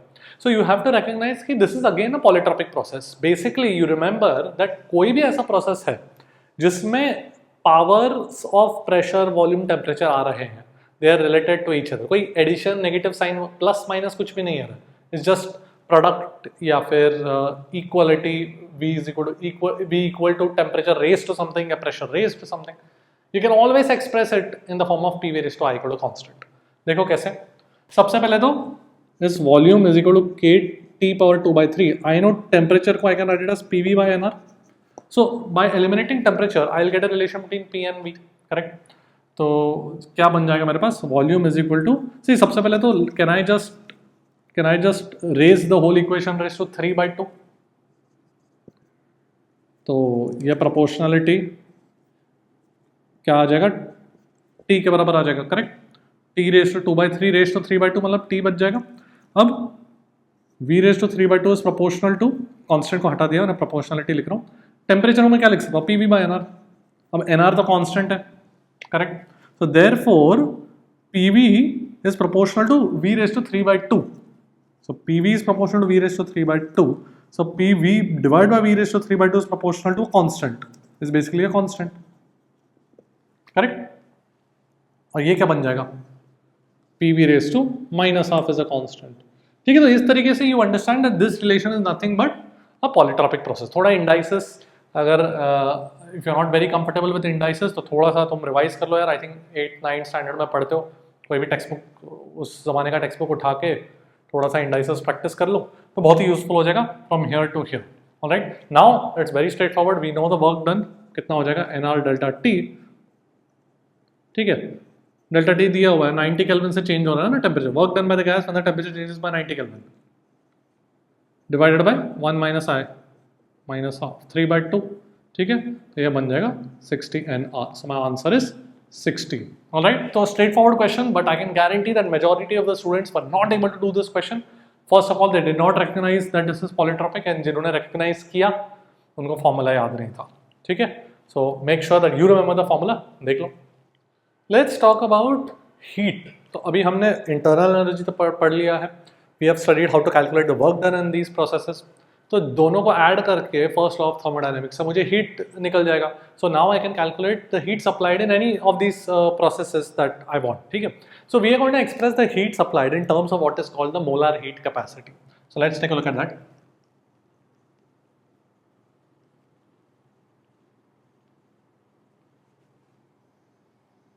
मोलर हीट कैपेसिटी C से रिप्रेजेंट करते हैं. So it is defined as the heat required to raise the temperature of 1 mole of gas by 1 Kelvin, yeah, by unit temperature. So I can say that the heat supplied is NC delta T. ठीक है, so this is C is equal to Q by N delta T. मतलब heat supplied per unit mole, मतलब for 1 mole per unit temperature change. ठीक है, so let's start off with each of the processes जो हमने देखा. So isochoric में हर एक process के लिए I'm going to apply the first law of thermodynamics, which is Q is equal to W plus delta U. अब isochoric process में work done कितना होता है, 0. सो the heat supplied is nothing but delta U. अब isochoric process में जो molar heat capacity है उसको हम रिप्रेजेंट करते हैं CV से. सो you should understand that molar heat capacity depends on the process. Her process के लिए मोलर हीट कैपेसिटी अलग हो सकता है. ठीक है, so we define it as CV. The V just denotes is just to tell us कि यार मैं कांस्टेंट वॉल्यूम प्रोसेस की बात कर रहा हूँ.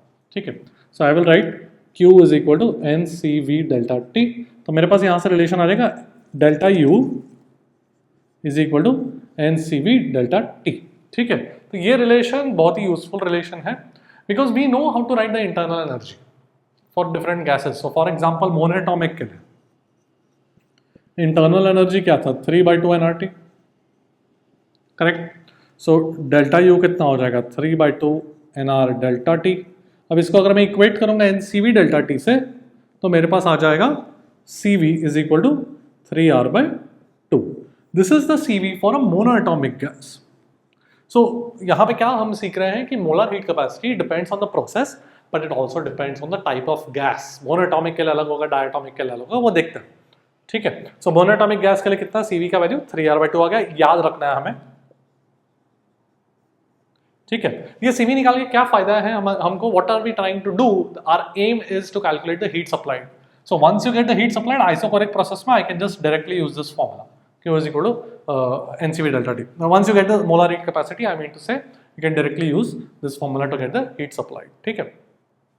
अच्छा, ये तो मोनोएटॉमिक गैस के लिए किया. डायटोमिक के लिए क्या करेंगे अपन? डायटोमिक के लिए भी CV निकालना इजी है, because I know U is equal to 5/2 nRT. So delta U is equal to 5/2 nR delta T when vibration is not included. ठीक है. You can say this is for a rigid diatomic molecule. ठीक है, जहाँ पे वो vibration नहीं हो रहा है. ऑलराइट, सो कंपेयर करो, कहाँ गया ये, इसके साथ delta use NCV delta T और ये कंपेयर करो तो CV का वैल्यू क्या आ जाएगा 5R/2. याद रखना है हमें. If you have a non rigid diatomic molecule, मतलब वाइब्रेशन कंसिडर करना है, क्वेश्चन में बोला जाएगा. In that case we know delta U can be written as 7/2 nR delta T. ये सब हमने KTG में पढ़ा है. सो CV का वैल्यू आ जाएगा 7R/2. याद रखना है. ठीक है, सो ये तीन वैल्यूज तो डेफिनेटली हमें याद रखना है. ऑलराइट, सो ये सब से क्या फायदा है, ultimately once you know CV का value in an isochoric process, you can write down Q is equal to NCV delta T. ठीक है, so basically this gives us a formula to quickly calculate the heat once you remember CV का values. Alright, अब आगे के processes करते हैं, पहले ये देख लो. Next step is isobaric. उसमें यू कैन इमेजिन हम क्या लिखेंगे, CP लिखेंगे, मोलर हीट कैपेसिटी का. ठीक है, so I can write once again Q is equal to W plus delta U. Q को मैं क्या लिखूँ, NCP delta T. Alright, constant pressure process में C को CP लिख रहे हैं, NCP डेल्टा T Q को लिख दिया. W को मैं क्या लिखूँ, आता है हमें in isobaric process NR delta T. Remember we did this plus delta U. Now you should understand that U is the internal energy is a state function. State function का मतलब it only depends on the temperature at that instant. It does not depend on the path taken by the gas to arrive at that temperature. अगर मैंने बोला 300 kelvin पे 1 mole of monoatomic gas का कितना internal energy है, does this sentence make sense? Yes. Use 3/2 nRT to get the internal energy. Does it matter पहले कितना temperature था, किस प्रोसेस से वो इस 300 केल्विन पर आया? नहीं. So whatever the processes, internal energy remains the same. So I can use delta U as NCV delta T in any process. ठीक है, तो आइसोबैरिक प्रोसेस में भी मैं डेल्टा U को NCV डेल्टा T लिख सकता हूँ. ये मत पूछना कि सर ये आइसोबैरिक प्रोसेस है तो तुमने डेल्टा U को कैसे NCV डेल्टा T लिख दिया. U is a state function. तुम हीट को NCV डेल्टा T आइसोबैरिक में नहीं लिखना, पर U को लिख सकते हो because U is a state function. मतलब it only depends on the temperature at that instant. ठीक है, ऑलराइट, यहाँ से मेरे पास रिलेशन आ गया, the famous relation that CP is equal to CV plus R, जो हम याद रखेंगे. And that implies that monoatomic gas के लिए जो CV हमने निकाला था कितना, 3R/2, तो CP का वैल्यू आ जाएगा 3R/2 plus R which is 5R/2. याद रखने की भी जरूरत नहीं है, use this formula. Similarly diatomic अगर रिजिड है तो CP का वैल्यू कितना आ जाएगा, 5R/2, मोनोटॉमिक CV का value plus R which is 7R/2. Correct. And non rigid होगा तो CP का वैल्यू 7R/2 जो था, CV का वैल्यू प्लस R, सो बन जाएगा 7R/2 plus R is 9R/2. ठीक है, ये वैल्यूज याद रखने की जरूरत नहीं, because if you use this that's good enough to quickly calculate the values of CP. तो ये सब यूजफुल है in writing the heat. Once you know the CP you can use NCP delta T to calculate the heat. Alright. Next up is isothermal process. Now isothermal में क्या होता है कि temperature change हो ही नहीं रहा है. So when I write Q is equal to NC delta T, delta C को मैं लिख सकता हूँ Q by N delta T. Delta T is 0, C tends to infinity. So generally we don't talk about the molar heat capacity in an isothermal process because वहाँ पे heat change ही नहीं हो रहा है, sorry temperature change ही नहीं हो रहा है. ठीक है. So then how do we write down heat? ये फॉर्मूला तो यूजलेस हो गया बिकॉज यहाँ पे C इंफिनिटी को है डिफाइंड नहीं है. So how do we write down the heat? Just use first law.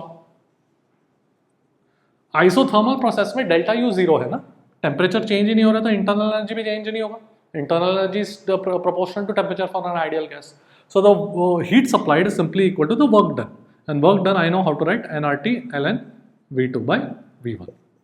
Alright, so ये तीनों processes में we know how to calculate the heat now. We मतलब you know how to calculate the heat. Isochoric में NCV delta T लिखो heat, isobaric में NCP delta T लिखो, और isothermal में Q is equal to work done which is NRT ln V2 by V1. Alright, ठीक है, देख लो. Let's talk about polytropic process.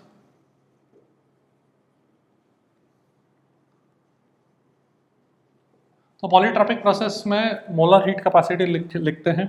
So Q is equal to NC delta T लिख सकता हूँ मैं, कोई स्पेशल सिंबल नहीं है, C ही यूज करेंगे अपन for molar heat capacity. So I can write Q is equal to work done plus delta U.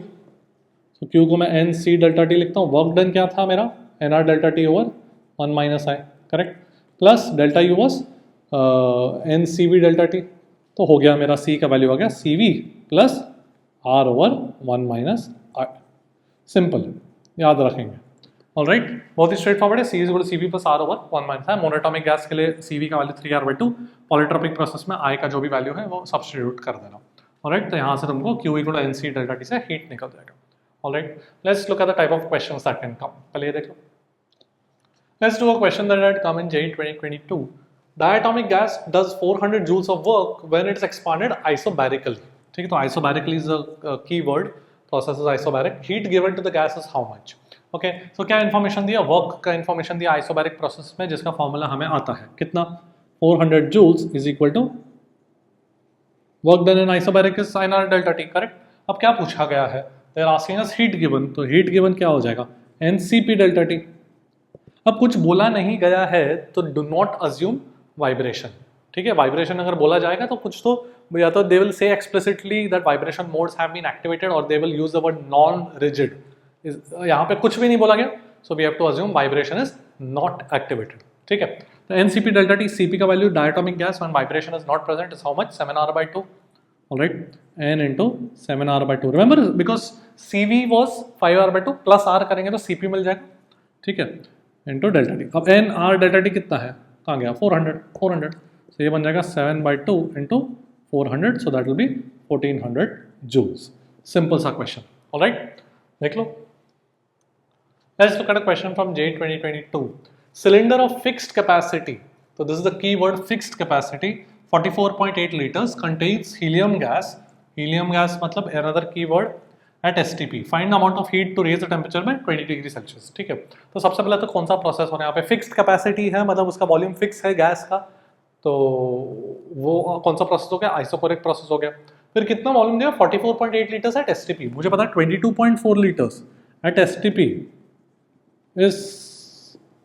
is what is there for 1 mole of gas. तो 44.8 लीटर्स मतलब we have 2 moles of gas here. कौन सा gas है, helium, मतलब कौन सा है, monoatomic. कौन सा प्रोसेस हो रहा है, आइसोकोरिक. कितना हीट सप्लाइड है, फॉर्मूला तो अपने को पता है, NCV delta T.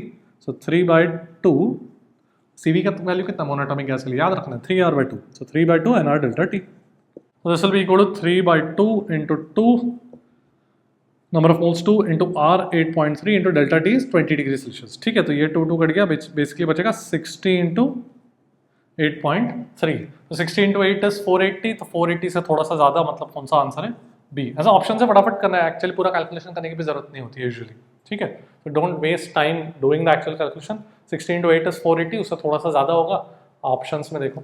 Okay, simple सा क्वेश्चन है, but you have to identify which process which gas, monoatomic, isochoric. इस क्वेश्चन में अलग अलग क्वेश्चन में अलग अलग हो सकता है, बाकी फॉर्मूला बेस्ड है, समझ लो. आगे बढ़ते हैं. Let's look at a question that had come in JEE 2022, जिसमें बहुत सारे स्टूडेंट्स कंफ्यूज होकर थोड़े अटक गए, टाइम वेस्ट हो गया इस क्वेश्चन में. क्या बोला हुआ है, 7 moles of monoatomic gas undergoes a temperature change of 40 kelvin at constant pressure. The increase in internal energy is what. तो बहुत सारे स्टूडेंट्स ने गलती से ये कांस्टेंट प्रेशर देख के क्वेश्चन या तो ध्यान से पढ़ा नहीं, या तो जल्दी में NCP डेल्टा T का फॉर्मूला लगा दिया, which is obviously wrong, because internal energy का फॉर्मूला क्या होता है, NCV delta T irrespective of the process. ठीक है, तो ये constant pressure was just given to confuse you, and बहुत सारे students confuse हो भी गए. So let's see how to do this question correctly. Change in internal energy is NCV delta T. So कितने number of moles है, 7. Monoatomic gas के लिए CV कितना, 3R/2 इंटू डेल्टा T कितना है, 40 केल्विन. ठीक है, ऑलराइट. सो अपने को ऑप्शंस दिए हुए हैं, so you don't actually have to do the full calculation. Let's see. 40/2 is 20, 20/20 into 3 is 60 into 7 is 420. So 420 into 8.3, अब 400 इंटू 8 कितना होता है 3200, करेक्ट। सो 420 इंटू 8.3 मतलब 3200 से थोड़ा ज़्यादा होगा, कितना हो जाएगा आंसर क्या बी। ठीक है, तो मैंने भी पूरा कैलकुलेशन नहीं किया बट ऑप्शन से फटाफट चेक करना है। ऐसे 400 इंटू 8 इज 3200, उससे थोड़ा सा ज़्यादा होगा। ठीक है, आगे बढ़ते हैं।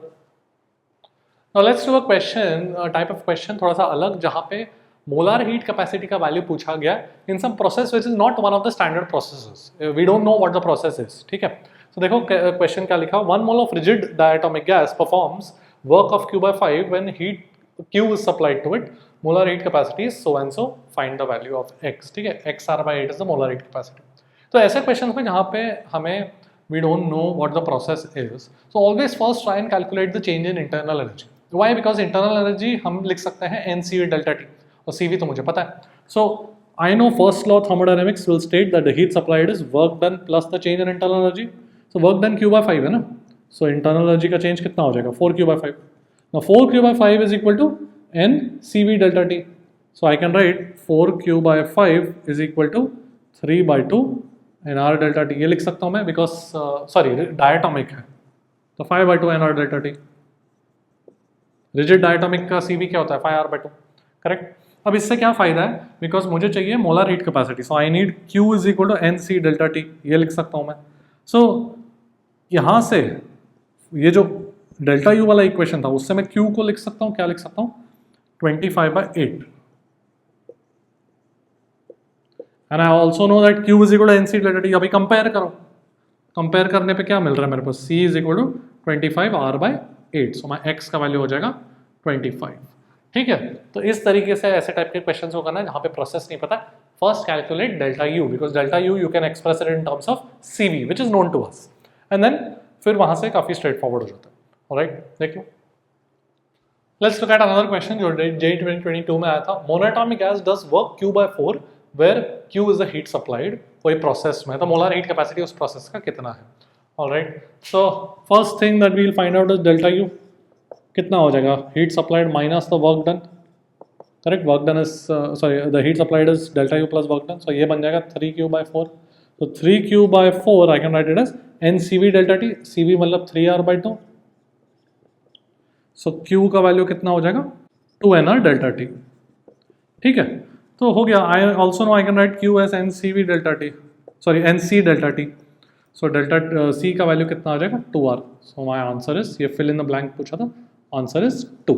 ठीक है, सिंपल सा क्वेश्चन है but you should understand how to do these type of questions. देख लो, let's talk about adiabatic process, very important process जहाँ पे heat given, heat supplied to the gas is zero, heat supplied और absorbed is zero. ठीक है, so that process is called adiabatic process।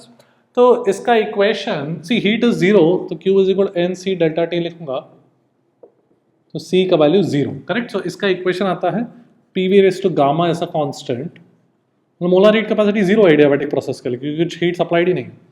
तो इसका equation आता है PV raise to gamma as a constant, where gamma is defined as CP/CV।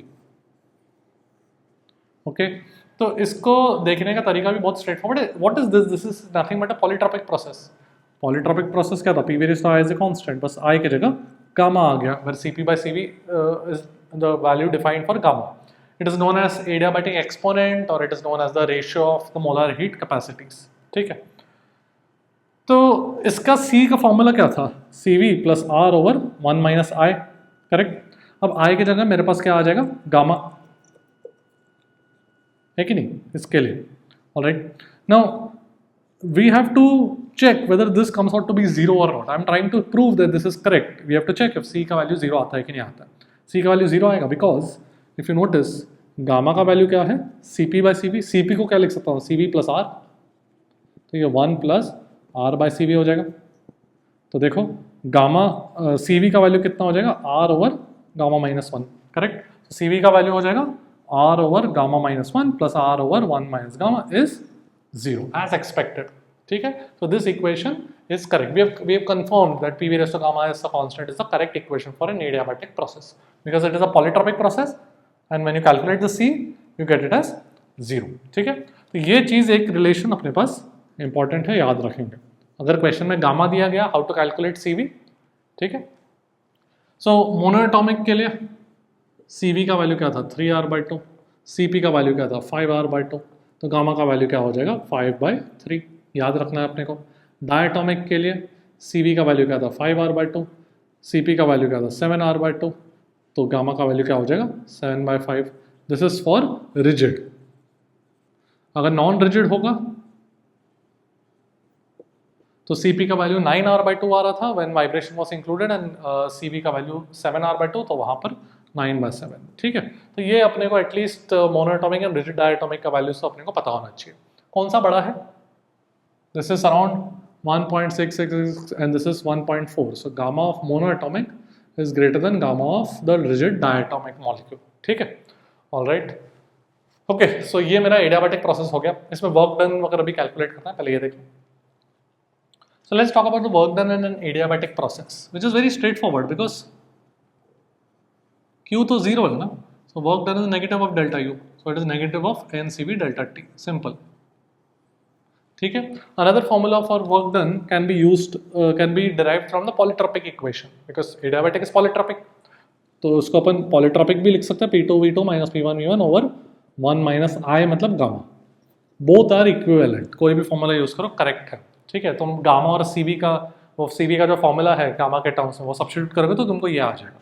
Alright, of course I can right P2V2 minus P1 V1 as NR T2 - T1 मतलब NR delta T over 1 minus gamma। Use any formula for work done by the adiabatic process, ठीक है। Now work done by the gas in the adiabatic process.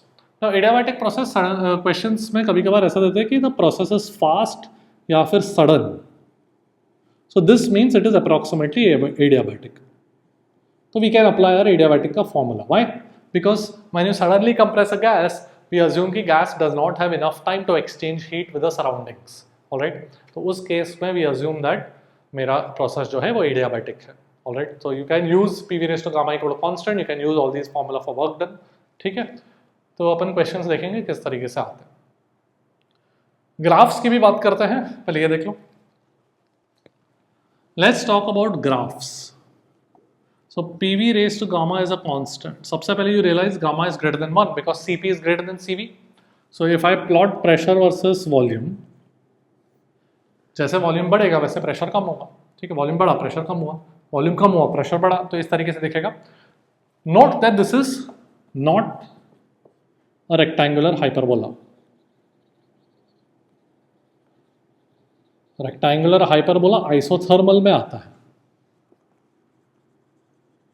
Isothermal process में PV constant है। ये equation x coordinate into y coordinate is 0 is a constant, that is called a hyperbola, rectangular hyperbola. वो v का power कुछ होगा तो उसका rectangular hyperbola नहीं दिखाएंगे, नहीं बोलेंगे, ठीक है। वो दिखता शायद सिमिलर है but that is not a rectangular hyperbola, ठीक है। That is not a hyperbola. Alright, isothermal में it is a rectangular hyperbola, दिखने में सिमिलर है बिकॉज वॉल्यूम बढ़ जाता है तो प्रेशर कम होता है, ठीक है। This is curve is called an isotherm, this curve is called an adiabat. All right, now PV raised to gamma is a constant.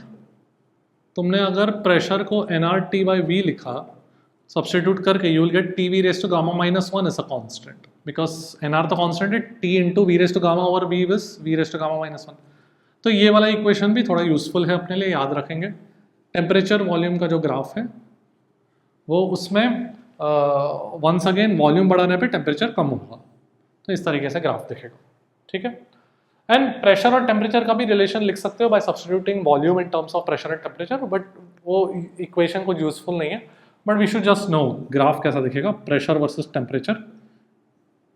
जैसे टेम्परेचर बढ़ाएंगे तो प्रेशर भी बढ़ता है इन एन एडियाबैट, ठीक है। तो ये तीन ग्राफ्स तो अपन याद रखेंगे, एंड ऑफ कोर्स आइसोथर्म तो पता ही है अपने को। ऑलराइट, देख लो। Let's also talk about the slope of an adiabat. तो slope of an adiabat, देखो PV raised to gamma is a constant, ये मुझे पता है। Alright, तो इसको अगर मैं differentiate करूँगा, this comes out to be minus gamma P/V. You can derive this on your own, but formula we will remember for the exam. dP/dV is minus gamma P/V. ठीक है? So this is the slope of PV graph. Now why is this important, because अगर तुम्हारे पास एक PV graph है, कभी कभार question में इस तरीके से पूछा जा सकता है कि दो एडियाबैट्स दिए हुए हैं, one is for monoatomic, one is for diatomic, कौन सा किसका है, हम क्वेश्चन में पूछ सकते हैं क्वालिटेटिवली। तो मुझे पता है कि जितना ज़्यादा गामा होगा उतना ज़्यादा dp बाई डी का मैग्नीट्यूड होगा, करेक्ट, मतलब उतना ज़्यादा ग्राफ स्टीप है। So I know gamma of monatomic is greater than gamma of diatomic.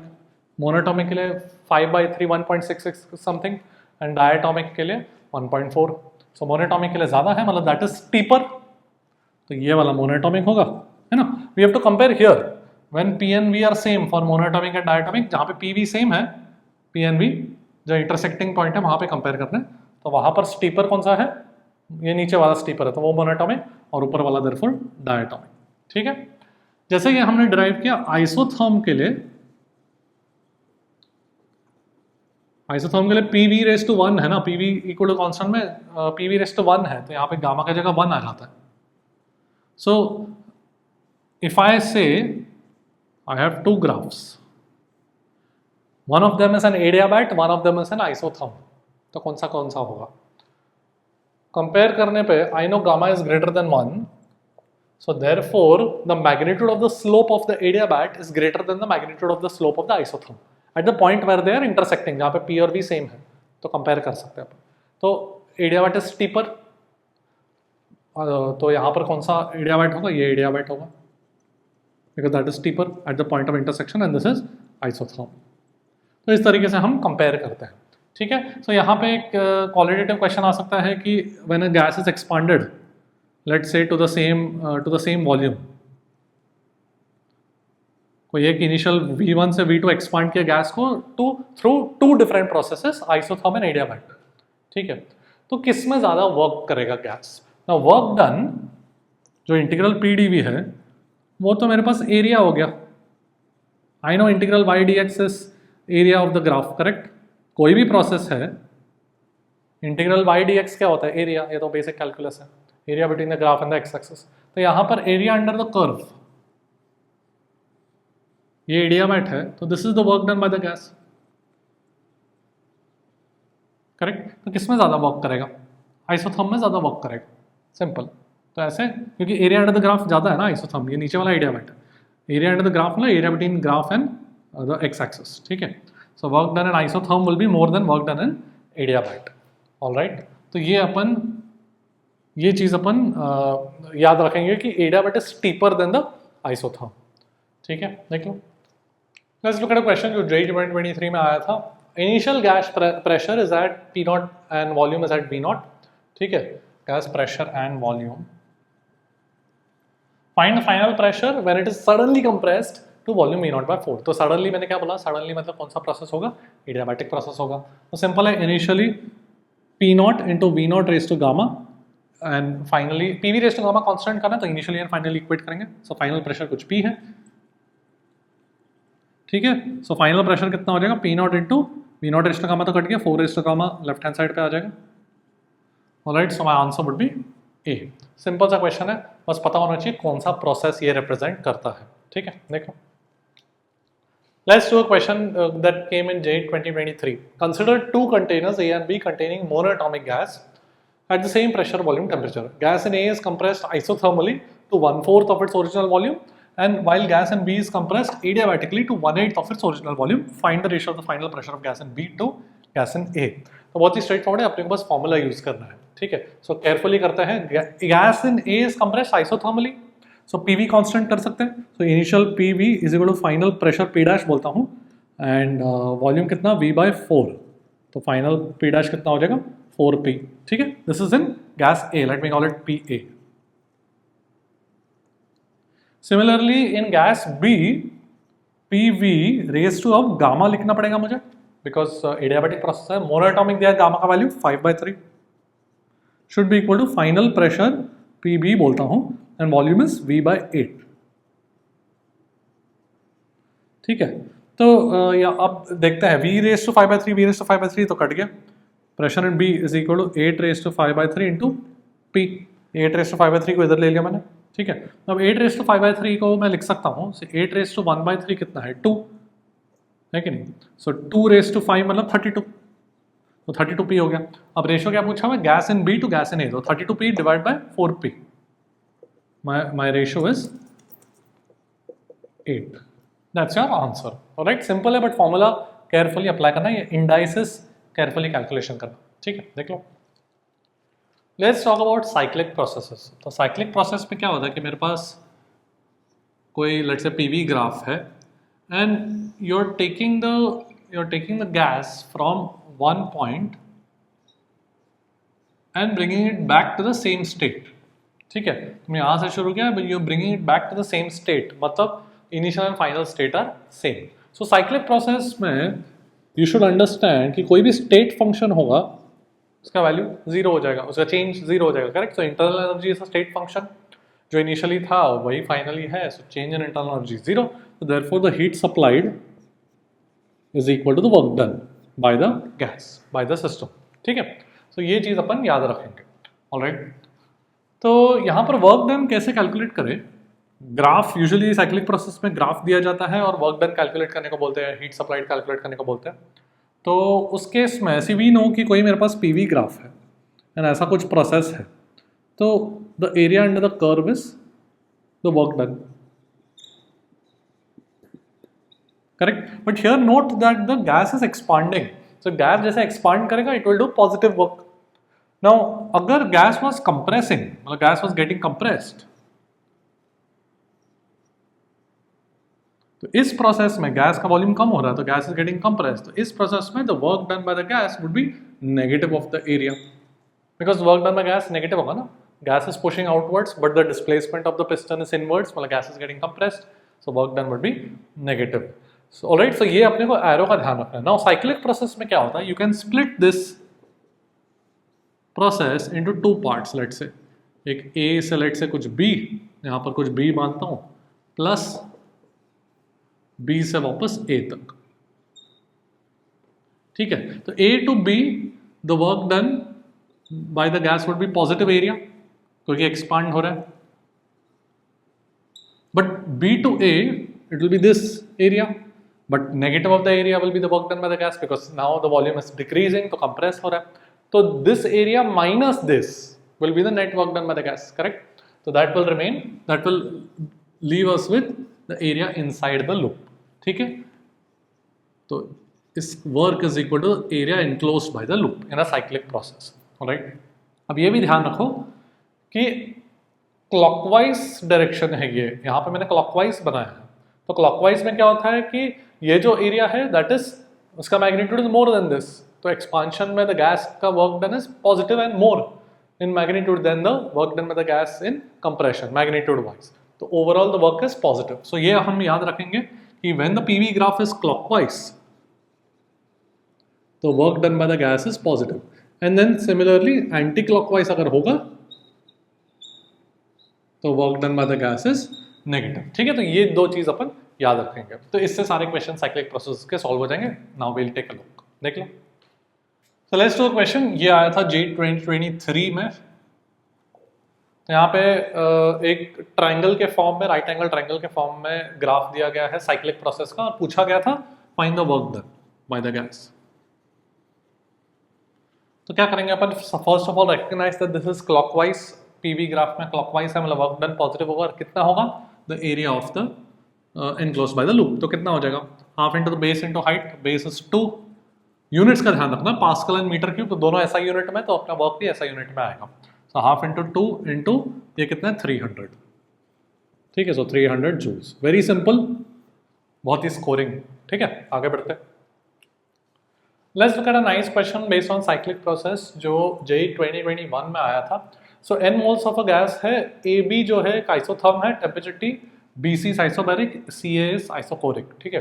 Find the work done in this entire cyclic process. तो ये B पे वॉल्यूम 2V1 है, C पे V1 है, इतना अपने को पता है, बट आंसर्स देखो ऑप्शंस में सब टेम्परेचर T के टर्म्स में दिया हुआ है, ठीक है? So we have to be a little careful. So let's look at how we can do it. तो टोटल वर्क डन मुझे कैलकुलेट करना, अब यहाँ पर एरिया से कुछ अपन नहीं कर पाएंगे बिकॉज ये जो आइसोथर्म है उसका एरिया कैलकुलेट करना मुझे नहीं आता, ठीक है? It's not a straight line, so instead we'll have to calculate the work done individually, alright? So work done AB in A from A to B work done कितना हो जाएगा, आइसोथर्मल प्रोसेस है, so that will be nRT ln V2 by V1, so ln V2 by V1 मतलब ln 2, ठीक है, ये तो हो गया। फिर B to C में वर्क डन कितना होगा।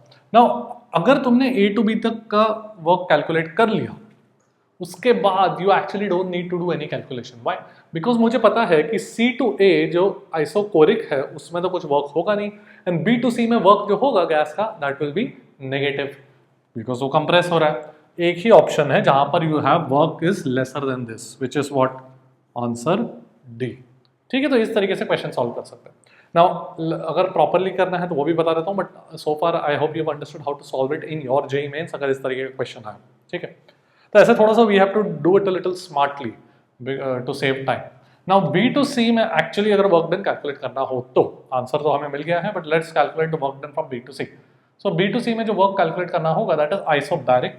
सो work done from B to C is what, isobaric में एन आर डेल्टा टी होता है कि नहीं। नाउ सी का टेम्परेचर कितना है वो मुझे कैलकुलेट करना है। सो सी पे अगर मुझे टेम्परेचर चाहिए, so I know PV is equal to NRT, मतलब temperature is proportional to PV, ये तो मुझे पता है। ठीक है, so from A to B अगर वॉल्यूम डबल हुआ तो प्रेशर कितना हो गया, half, correct, because PV constant है आइसोथर्मल के अलाउ। ऑलराइट, सो यहाँ पर ए पे P1 V1 है एंड सी पे P1 by 2 इंटू V1 है, मतलब पीवी का वैल्यू हाफ हो गया from A to C. So therefore C पे temperature will be half of the temperature at A. Simple. So temperature at C is T by 2. So NR delta T would be NR final. Delta T मतलब change, मतलब final minus initial, मतलब T by 2 minus B पे कितना temperature था T. So minus NR T by 2 और इन दोनों को add करोगे तो of course we'll get answer T, जो अपने को already पहले पता चला because और कोई option match नहीं कर रहा था। ठीक है, so I hope you understood how to do it in the exam if these are the options. But suppose यहाँ पर जैसे -1/4 का ऑप्शन होता, then we can't use this trick, we'll have to do it properly. ठीक है, तो वो भी मैंने समझा दिया। आगे बढ़ते हैं। Now let's talk about the molar heat capacity for mixture of gases. तो सपोज मेरे पास I have N1 moles of gas 1 जिसका CV1 दिया हुआ है। CV is the molar heat capacity at constant volume for gas 1। ठीक है, similarly हम N2 moles of gas 2 and इनको मिक्स कर दिया। ठीक है, तो ऑफ कोर्स वी अज्यूम कि टेम्परेचर दोनों का सेम होगा, मिक्सचर में temperature ultimately will become same.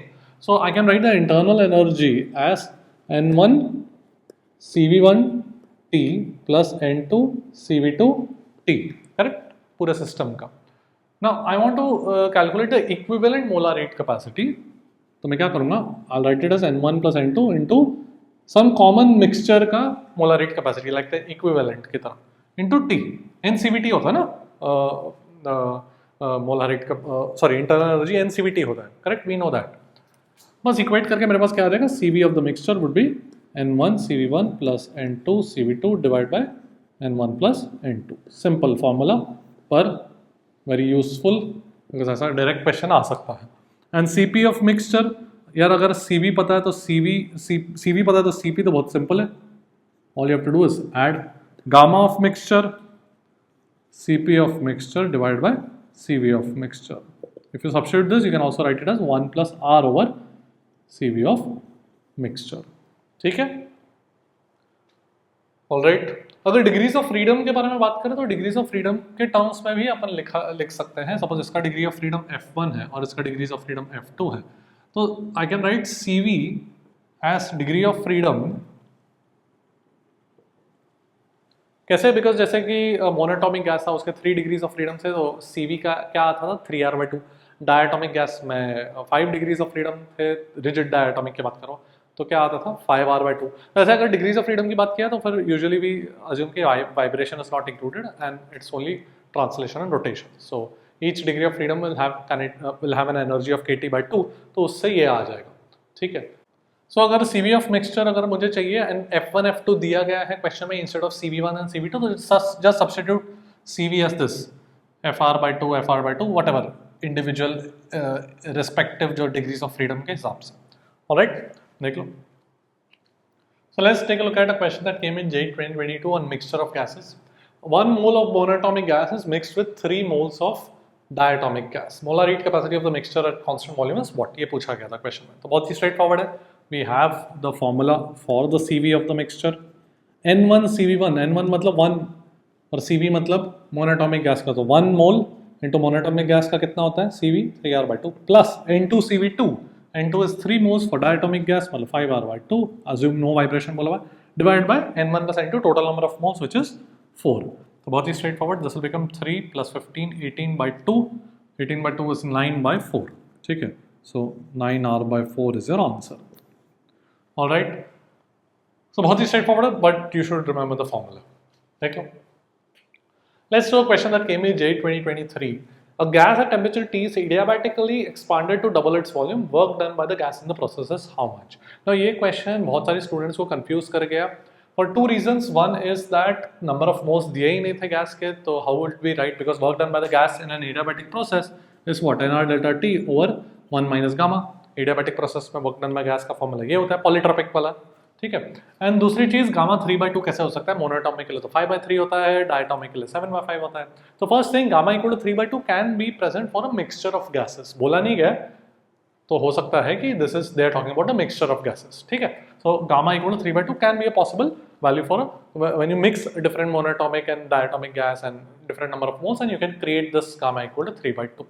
Now अगर नंबर ऑफ मोल्स नहीं दिए गए क्वेश्चन में, सो मेनी पीपल थॉट कि ये शायद गलत क्वेश्चन है, आगे छोड़ के आगे बढ़ गए. But look at the options. जैसे जेईई मेंस में हमेशा बहुत सारे क्वेश्चंस ऑप्शन से ही डायरेक्ट सॉल्व हो जाते हैं. First thing we know that work done में आर तो न्यूमरेटर में होना चाहिए, तो सबसे पहले option B and option C तो वैसे ही गलत हो गया. नेक्स्ट, एक्सपांड कर रहा है गैस, मतलब gas is doing positive work, तो क्लियरली ऑप्शन ए भी गलत हो गया. √2 is lesser then 2, so only answer left is D. तो इस तरीके से एक्चुअली इस क्वेश्चन को 5 सेकंड्स 10 सेकंड्स में सॉल्व किया जा सकता है. ठीक है. 10 seconds to read the question, 10 seconds to read the options and tick the correct. ठीक है. Now let's do this properly also. अगर इसको इस तरीके से करना है तो properly भी कर लेते हैं. Work done is equal to number of moles into R into delta T. अब delta T कितना हो जाएगा? We don't know that, right? Because volume को double कर दिया गया है. So we need delta T. तो delta T के लिए I will use my formula T1 V1 raised to gamma is equal to T2 V2 raised to minus gamma minus 1. ये वाला फॉर्मूला होता है. We know that from adiabatic process. So T1 is T, volume कुछ V बोलता हूँ, and gamma का value 3/2, so 3/2 minus 1 is half. Final temperature T2 and V2 का volume double कर दिया गया, so 2V raised to gamma minus 1 is half. So can you see T2 would be T by, this is √2 ना, 2 raised to half is √2. ठीक है. So अब हो जाएगा मेरे पास final temperature is T by √2 minus initial temperature is T divided by 1 minus 3/2. Correct. Gamma का value 3/2. तो ये देखो, ये माइनस हाफ बन जाएगा, माइनस माइनस ऊपर लिख के. सो देखो क्या बन जाएगा मेरे पास. I have 2nR into 1 minus 1/√2, so that'll be into T, so that'll be nR into 2 minus √2 into T. So this is your correct answer, where n is the number of moles. तो ये answer actually option में था, मतलब they've actually assumed 1 mole of gas. बोला नहीं गया question में. ठीक है. बट ऑप्शन से सॉल्व हो जाता है. Alright. So we can not say कि ये गलत क्वेश्चन है, बाद में चैलेंज कर दिया, ऐसा नहीं कर सकते, बिकॉज ऑप्शन से सॉल्व हो रहा है. अगर ऑप्शंस में कुछ और भी पॉजिटिव वर्क होता है इस फॉर्म का, जो then we could not have deduced कि आंसर कौन सा करेक्ट है, because then we would have required the number of moles. तब अपन बोल सकते थे कि आंसर क्वेश्चन गलत है. Alright, so I wanted to show you this because 2 things. One, to show you कैसे options में से फटाफट eliminate करके हो सकता है, and second thing, गामा का वैल्यू कुछ अलग आ गया, 5/3, 7/5 वगैरह से अलग आ गया. So don't be scared, don't think कि question is wrong, because it can occur for a mixture of gases. Alright, देख लो. Now let's look at a very special type of question जो repeatedly आया है last few years में. ये JEE 2022 का question है. And I think JEE 2021 में भी आया था इस तरीके का क्वेश्चन, एकदम सेम, जस्ट थोड़े वैल्यूज चेंज कर दिए थे. So let's take a look at a question. थोड़ा सा अलग टाइप का क्वेश्चन है. Thermally insulated vessel contains gas of molar mass m, उसका गामा इज 1.4 दिया हुआ है. The vessel is moving with speed v and then it suddenly stopped. Find the increase in the vessel temperature, find the increase in the gas temperature. ठीक है, तो ये question पूछा गया था। सो इसको कैसे करेंगे, एक्चुअली काफ़ी स्ट्रेट फॉरवर्ड है, but majority students did not first time इस तरीके के क्वेश्चन को देख रहे थे, so it was very difficult for them to do it in the exam the first time जब ऐसा क्वेश्चन देख रहे हैं। सो अगर मेरे पास एक वेसल है, तो सपोज n moles है, suppose, so n into m is the mass of the gas. Now this vessel is traveling with speed v. So in addition to the random motion of the gas, the entire gas is also traveling with some velocity, this velocity. Now suddenly इसको रोक देते हैं, जैसे ही इसको रोक दिया, ये जो मोशन है पूरा वेसल मूव कर रहा है, मतलब गैस का सेंटर ऑफ मास मूव कर रहा है, ये जो मोशन है उसके करस्पॉन्डिंग काइनेटिक एनर्जी गैस गायब हो गया। अब वेसल तो इंसुलेटेड है, तो गैस का ये जो काइनेटिक एनर्जी, ये मोशन के कारण जो काइनेटिक एनर्जी था वो गायब होकर कहाँ जाएगा, वेसल को तो नहीं जा सकता है, तो कहाँ जाएगा, उसके खुद के इंटरनल एनर्जी में चला जाएगा। Alright, so therefore I can say that half into mass of the gas, this is the mass of the gas, this is the kinetic energy corresponding to this motion, the entire motion of the gas. This should simply go in the change in the internal energy of the gas. Now कौन सा gas है ये, gamma x 1.4, मतलब gamma 7/5, मतलब ये diatomic है, rigid diatomic gas है, and therefore CV का value is 5R/2.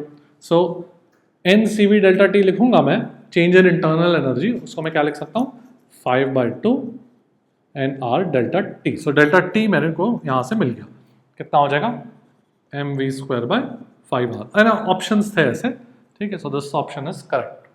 Alright, so not a very difficult question as long as you know the concept, but बहुत ही अलग तरीके का क्वेश्चन है, तो मेजॉरिटी स्टूडेंट्स जिन्होंने ये क्वेश्चन कभी नहीं देखा था इस तरीके का, they were not able to do it. ठीक है, 2021 में भी इस तरीके से आया था, I think there it was a monoatomic gas, तो कुछ नहीं है, CV का वैल्यू यहाँ पे चेंज हो जाएगा, बट ऐसा क्वेश्चन आए तो you should be able to do it in the exam if it comes in your shift. Alright, देख लो। Now let's take a look at a very different type of a concept, coefficient of volume expansion. तो ये usually thermal properties में पढ़ते हैं, metals वगैरह के लिए गामा, अल्फा बीटा गामा पढ़ते हैं, बट यहाँ पे गैसेस के लिए भी डिफाइन किया जा सकता है। ऑलराइट, सो इस पे एक क्वेश्चन आया था JEE 2023 में, and I think majority of the students did not know what to do, so let's take a look. So यहाँ तो मैं इसको गामा से रिप्रेजेंट कर रहा हूँ, don't confuse it with the adiabatic exponent. ठीक है, ये गामा मेरा वॉल्यूम कोएफिशिएंट एक्सपांशन का है, which is used in thermal expansion. तो अगर मैं सॉलिड्स की बात करूँ, मैं जस्ट बेसिक आइडिया दे रहा हूँ, अगर मैं सॉलिड्स की बात करूँ तो उसमें I know I can write delta V as gamma delta T, ये होता है सॉलिड्स में। ठीक है, this is just standard thermal expansion वाला फॉर्मूला। तो मेनी स्टूडेंट्स वर थिंकिंग कि इसको कैसे यूज़ किया जाए आइडियल गैस में। सो आइडियल गैस में ये नहीं यूज़ करते हैं, this is only for solids and liquids. Gas के लिए because the volume changes by a very large amount, significant change हो सकता है व्हेन टेम्परेचर इज चेंज थोड़ा बहुत, तो we use the infinitesimal version, dV/V is gamma dt, so gamma becomes 1/V dV/dt। Alright, once again I am telling you, ये gamma adiabatic process है, कुछ भी लेना देना नहीं है इसका, is the same symbol, but this is the gamma that appears in thermal expansion. So this is the formula. Okay, so suppose I ask you isobaric process में, एग्जाम्पल पूछता हूँ, आइसोबैरिक प्रोसेस में I want to find the coefficient of volume expansion, so dV/dt मुझे calculate करना पड़ेगा। So isobaric में see I can write V = nRT/P, so dV/dt क्या हो जाएगा, P तो कांस्टेंट है, nR/P हो जाएगा। सो यहाँ पे मैं सब्स्टिट्यूट करूँगा 1/V × nR/P, तो nR/PV क्या बन गया, 1/T। तो आइसोबैरिक प्रोसेस में गामा का वैल्यू कितना आ जाएगा, coefficient of volume expansion becomes 1/T। ठीक है, so it depends on the process also. एक क्वेश्चन देखते हैं जो JEE 2023 में आया था, take a look. Let's look at a question based on volume expansion coefficient जो JEE 2023 में आया था। So gas obeys PT² = constant volume, so एक प्रोसेस दिया हुआ है, वॉल्यूम एक्सपांशन कोएफिशिएंट क्या होगा। ऑलराइट, तो इस पर्टिकुलर क्वेश्चन को you could have answered without doing any calculation, because जो वॉल्यूम कोएफिशिएंट एक्सपांशन का फॉर्मूला है 1/V dV/dt। अब अगर मैं डायमेंशन देखूं, the dimension of gamma has to be 1 temperature, because ये dV का डायमेंशन वॉल्यूम है, ये भी वॉल्यूम वो कट के नीचे बचा टेम्परेचर, सिर्फ डायमेंशनली। कौन सा आंसर? डी। देखो एक ही आंसर है जहाँ पे टेम्परेचर डिनोमिनेटर में आता है। Alright, but let's also do this question properly just in case अगर क्वेश्चन में कुछ 4/t देते, 5/t देते, 6/t देते, 3/t देते आंसर, तो हम कैसे करते हैं इस क्वेश्चन को? Let's also take a look at that. But I hope you've understood how to solve such questions in 5 seconds, 10 seconds, ठीक है? Alright, तो प्रॉपरली भी कर लेते हैं। Let's do this properly. Volume expansion coefficient का फॉर्मूला ये है। So we need a relation between volume and temperature. अब प्रेशर टेम्परेचर का रिलेशन है मेरे पास, so let's convert that into volume temperature. So pressure को मैं can I write it as nRT/V, ठीक है? So मेरे पास volume is proportional to T cube आ गया, करेक्ट? वॉल्यूम को यहाँ पे ले लिया, volume is proportional to T cube, correct? So let's say volume is equal to some K T cube, where K is some constant, okay? तो dV/dt कितना हो जाएगा? 3k/t², correct? सो ये क्या बन जाएगा? Gamma is equal to 1/v dV/dt, तो 1/v मतलब kT³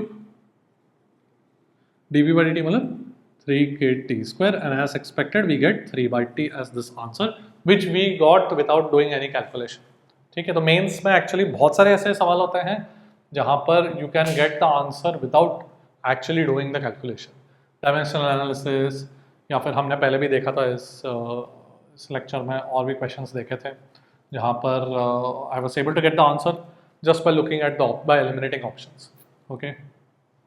ऑलराइट, देख लो, दैट्स इट फॉर टुडे। तो वी हैव कवर्ड पूरा KTG and thermodynamics, first law of thermodynamics पूरा कर लिया है। सेकंड लॉ ऑफ थर्मोडायनेमिक्स के अगर मैं बारे में थोड़ा सा बात करूँ कि 2024 ऑनवर्ड्स जेई एनटीए ने वो सिलेबस से हटा दिया था Carnot cycle. So Carnot cycle, Carnot engine, which had a substantial number of questions coming in JEE mains, वो हट गया। तो उसके बाद सेकंड लॉ बेसिकली कुछ नहीं बचता। I would suggest just read 2 sections on the second law of thermodynamics and reversible and irreversible process from NCERT and that should be enough. Alright, so उसका weightage 2024 में if I recollect कोई भी question नहीं आया था उस पे, and it's not expected in 2025 there. So we've covered what is important for your JEE mains, which is kinetic theory of gases and the first law of thermodynamics. Theory, concepts and PYQs सारे कर लिए हैं। Now it is up to you to continue doing PYQs from the last 4-5 years, जितने हो सके उतने कर लो, so that you will get the confidence to replicate all of these concepts and all of the problem solving methods that I've taught in your exam. Alright, so let me know in the comment section how your preparation is going, mock tests दे रहे हो, ये one shots useful हो रहे हैं कि नहीं, इससे performance तुम्हारा improve हो रहा है कि नहीं, and which chapter I should do next, let me know in the comment section. That's it for today. I will see you next time, and believe me, if you continue working hard, I will see you at the top.